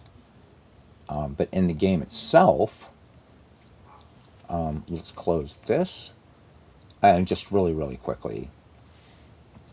So let's just play a game from history, and let's go back to what we've done here, wherever. Let's go back to 1967. Let's load our save season, and let's go down to wherever we are supposed to be. All right, so if we were to pick just White Sox Twins Crash, and I do print play game, and play game day, and those same cards, there they are, and this game is ready to play. Just that simple. So, to be the new kid on the block is that you gotta realize that you got APA and Strat and Inside Pitch and Replay and all of those in a very, niche market. It really, really, really is. And that's high praise coming from Crash. Crash, too bad you weren't in here earlier when Craig Harris was in here. He's the developer of this particular application. And it is good. There's no animation. It doesn't need animation. I think your best graphics are always in your mind anyhow. So minimal investment for a really good baseball game. And the development on this has been insane. I showed you guys the earlier version of this game. Open up, baby. There we go. So this is the game as it was in 4 years ago. This was 2022 opening screen. And I can't even play a game unless I set this all up in Game Sim. There's just no way to do it unless I go to this box score replay. I can select a save season here. So it was 1964. Let's load the save season, and let's do this. And now you're going to see how different. See, look at this. I can't play this game. The only thing I can do in an earlier version of this is run a box score sim.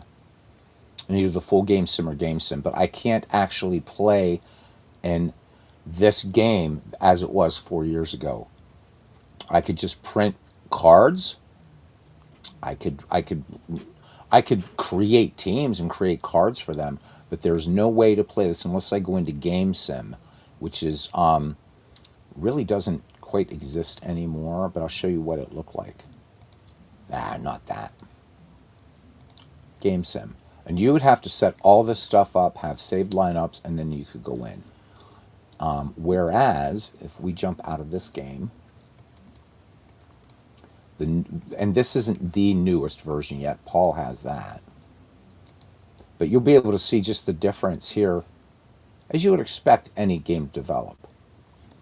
So much more. I'll pass it on to Crash, or pass that on to Craig. Be great to have some devs on here sometimes talking about what they're doing. Click me. Don't know why I'm clicking you. I can't click you anymore anyhow, I don't think, can I? Nope. So, and more to come. And I just keep saying, don't sleep on this game, because they might as well be giving it away. I don't know what these guys, I know one's a musician, one's a programmer, and Paul Fay has created that Baseball HQ for free, and this is a deep, deep, deep program. So you're getting a lot for pennies. You're getting a lot for practically free. It depends on what you want out of a baseball game. The other thing I would say about Payoff Pitch is I think they should reward players who have been long-time players of the board game and give them a break on season. Show, through the Sideline Sports website, where you can buy the game outside of Steam. Show us your proof of purchase. Show me that you've got the actual cards with your name. Hi, I'm Samuel. I have 1995 Payoff Pitch. Okay, good. We're going to sell it to you for $10 instead of 20 because you already bought the $10 PDF.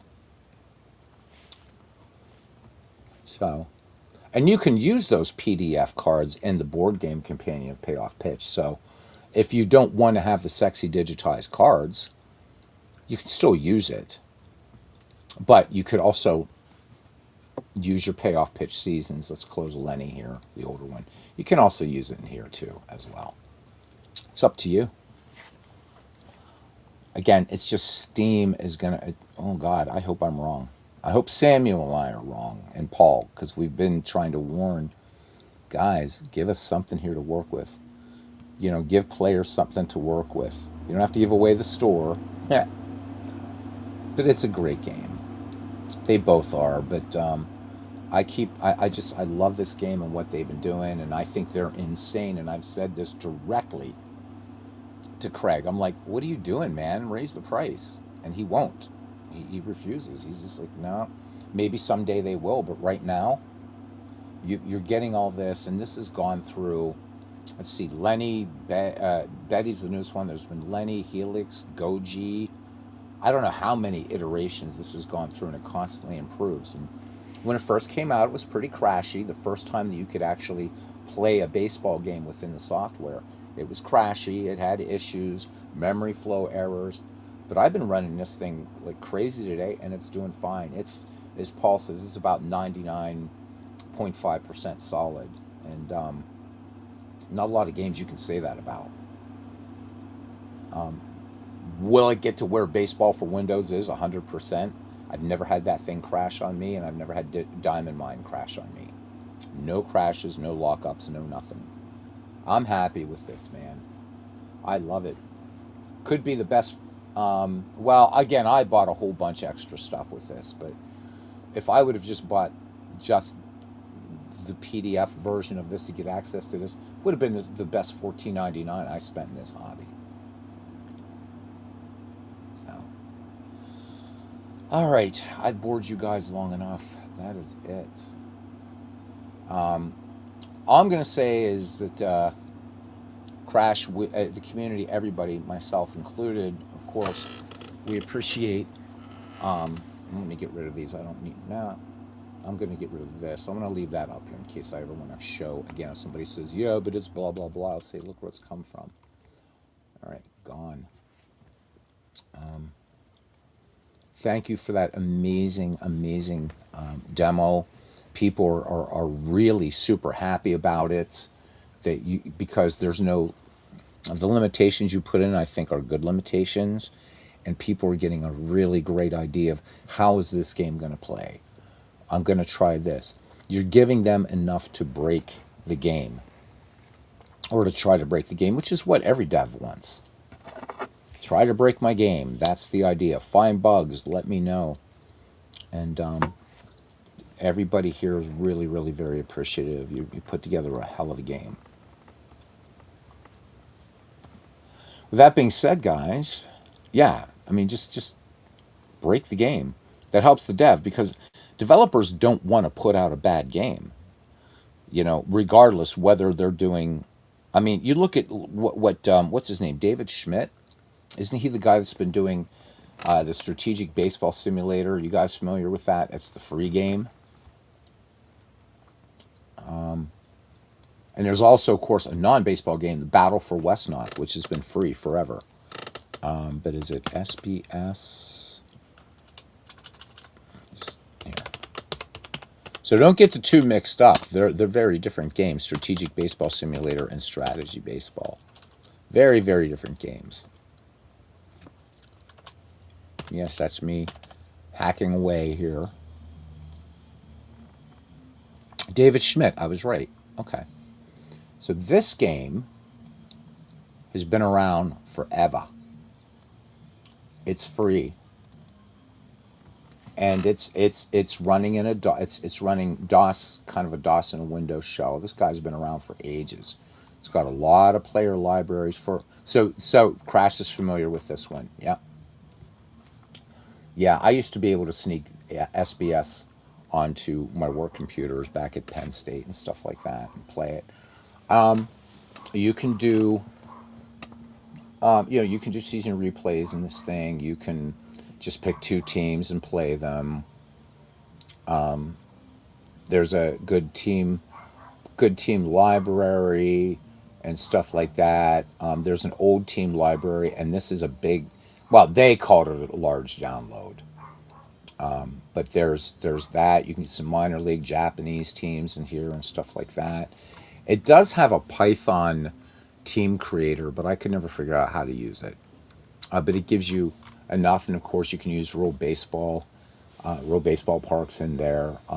Rudimentary. I mean, it's rudimentary play by play, but it works. But you do have to be comfortable working in a more DOS environment, much the same as you have to do with full count baseball. But it's a good baseball game. It really, really, really is. It's got. Let me see if they're still on Delphi. Yeah, so there's Delphi. People putting up some leagues and stuff like that. There's going to be finally a new beta coming. It's been at 4.93 forever. There's a 2025 All-Star rosters. You can put them into the game. There they are. They're DAT files, or how things work in strategic baseball simulators. So you can just go in and just edit, add what you want, do what you want. So this guy just typed them in and did it.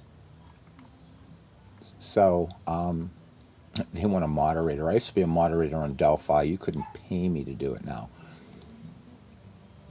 There you go. This guy was doing things. So greatest team of all time.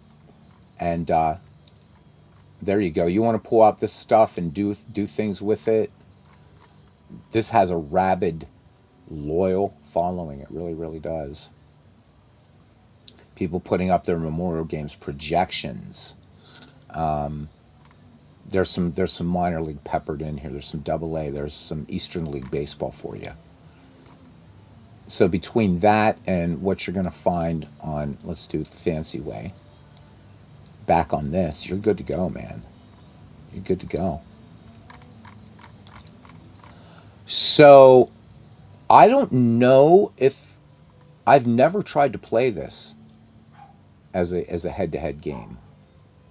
I have no idea. Let's look at the documentation for it, and let's make it a little bit larger for you guys. Let's see if it mentions anything in here. So Crash, this should be close to your heart too. A nice long manual, right? So computer crank, statistics, selecting teams. So this one's old. I don't think there is a two-team mode, but I don't think that you can actually play this head-to-head the way you can some other games. But that being said, it really does a lot. You know, you kind of are going to have to look at some keyboard stuff and things like that. Maybe I'll show it some night. I haven't played it in a while, so I don't want to just mess you guys up. But you can do here things here like you want to play 12 games with the 27 Yankees visiting the 61 Yankees. You don't want the DH. You want each team to cycle through a 4-man pitching rotation. So you can do stuff through a command line. And so you would save these to results as ST Yanks SBS 491 visitor. There's your home. And then no DH, what have you. But you don't need to do this. This is just showing that how customizable this can be. And there's a lot, as you can see, as I scroll and scroll and scroll and scroll and scroll and scroll and scroll and scroll. I don't know what's down here on page 17. So some of this you might not even, you don't even have to mess with. But it's going to give you the theory of operation, so there are no secrets in this game as well. Payoff pitch can take a lesson from strategy baseball, says Samuel. So if you want to get into the guts of this game, you can. I've never been that brave. But I would say down here, get to know the difference between a schedule file and series file. Because if you don't know the difference of this, you will get you'll get frustrated. But it's all there for you, man. And it's free. Oh, there's the SBS 4.94. Okay, so this came out 1st of December 2025, so this is updated. So it's gotten some reviews. I don't know if some of these sites still exist or not. You can tell this is such a 1990s. Good God. So apparently not. Apparently not, man. I should have brought this up in Brave Browser. So, yeah, it came up to a site that is definitely not that. Let me see. Oh, there we go. There we go. 10 best commuter baseball sims. Don't know when this was done. So 2021. So Sim League Baseball. Yeah, I've looked at it. Sim Dynasty. Looked at that one too. We all know Baseball Mogul. We do know this one for sure. There's Strat. Max is not going to be on here yet. Dynasty League, I've heard great things about this, by the way.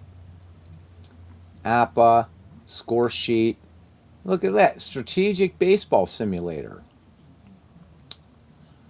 It's comparable to Stratomatic and Appa 2. It's worth trying after all since it's free, nothing to lose. Diamond Mine, of course, and then a bunch of whatever. So not bad, not bad. I think most people know about this game. It's an embarrassment of riches, and so Crash. When I say that people have been really very happy with strategy baseball, that's a lot because there's a lot of choices out there, a lot of choices, and I think that's great that yours is that's meeting that. And oh, guys, there's I can't say it, but there's something else, but I won't say it yet. So it's another. So much I want to say and I can't. Anyhow, that's it, guys. We've gone on way too long. I think we did. So, if you guys have any questions about any of these games, there are many baseball games. Yeah, indeed there is. And it's hard to be sort of discerning. So Crash says better get back to work. Check in later this evening. See if you got anything straight. Oh, I will be. I'll be on tonight definitely. Don't know what time, but I'll be on. So looking forward to it. Don't work too hard. Guys, thank you for very much coming in today. I know this was very long-winded, but I hope it really got across my point about Pocket Pennant Run and what it offers you and what is still to come. Don't sleep on it. It's a good game, and they're not nickel and diming you to death. Samuel, thank you for being really helpful and active as you always are. MV, thank you for your great questions on Pocket Pennant Run Baseball, because one person has a question and voices it, the other five don't. Michael Peterson, way back, you said you feel dumb about asking questions. Don't ever feel dumb. Questions are important. That's how we learn. I ask you guys questions all the time, and, I don't feel dumb. All right, till next we meet, everybody, love to this family, and we'll see you around the bat.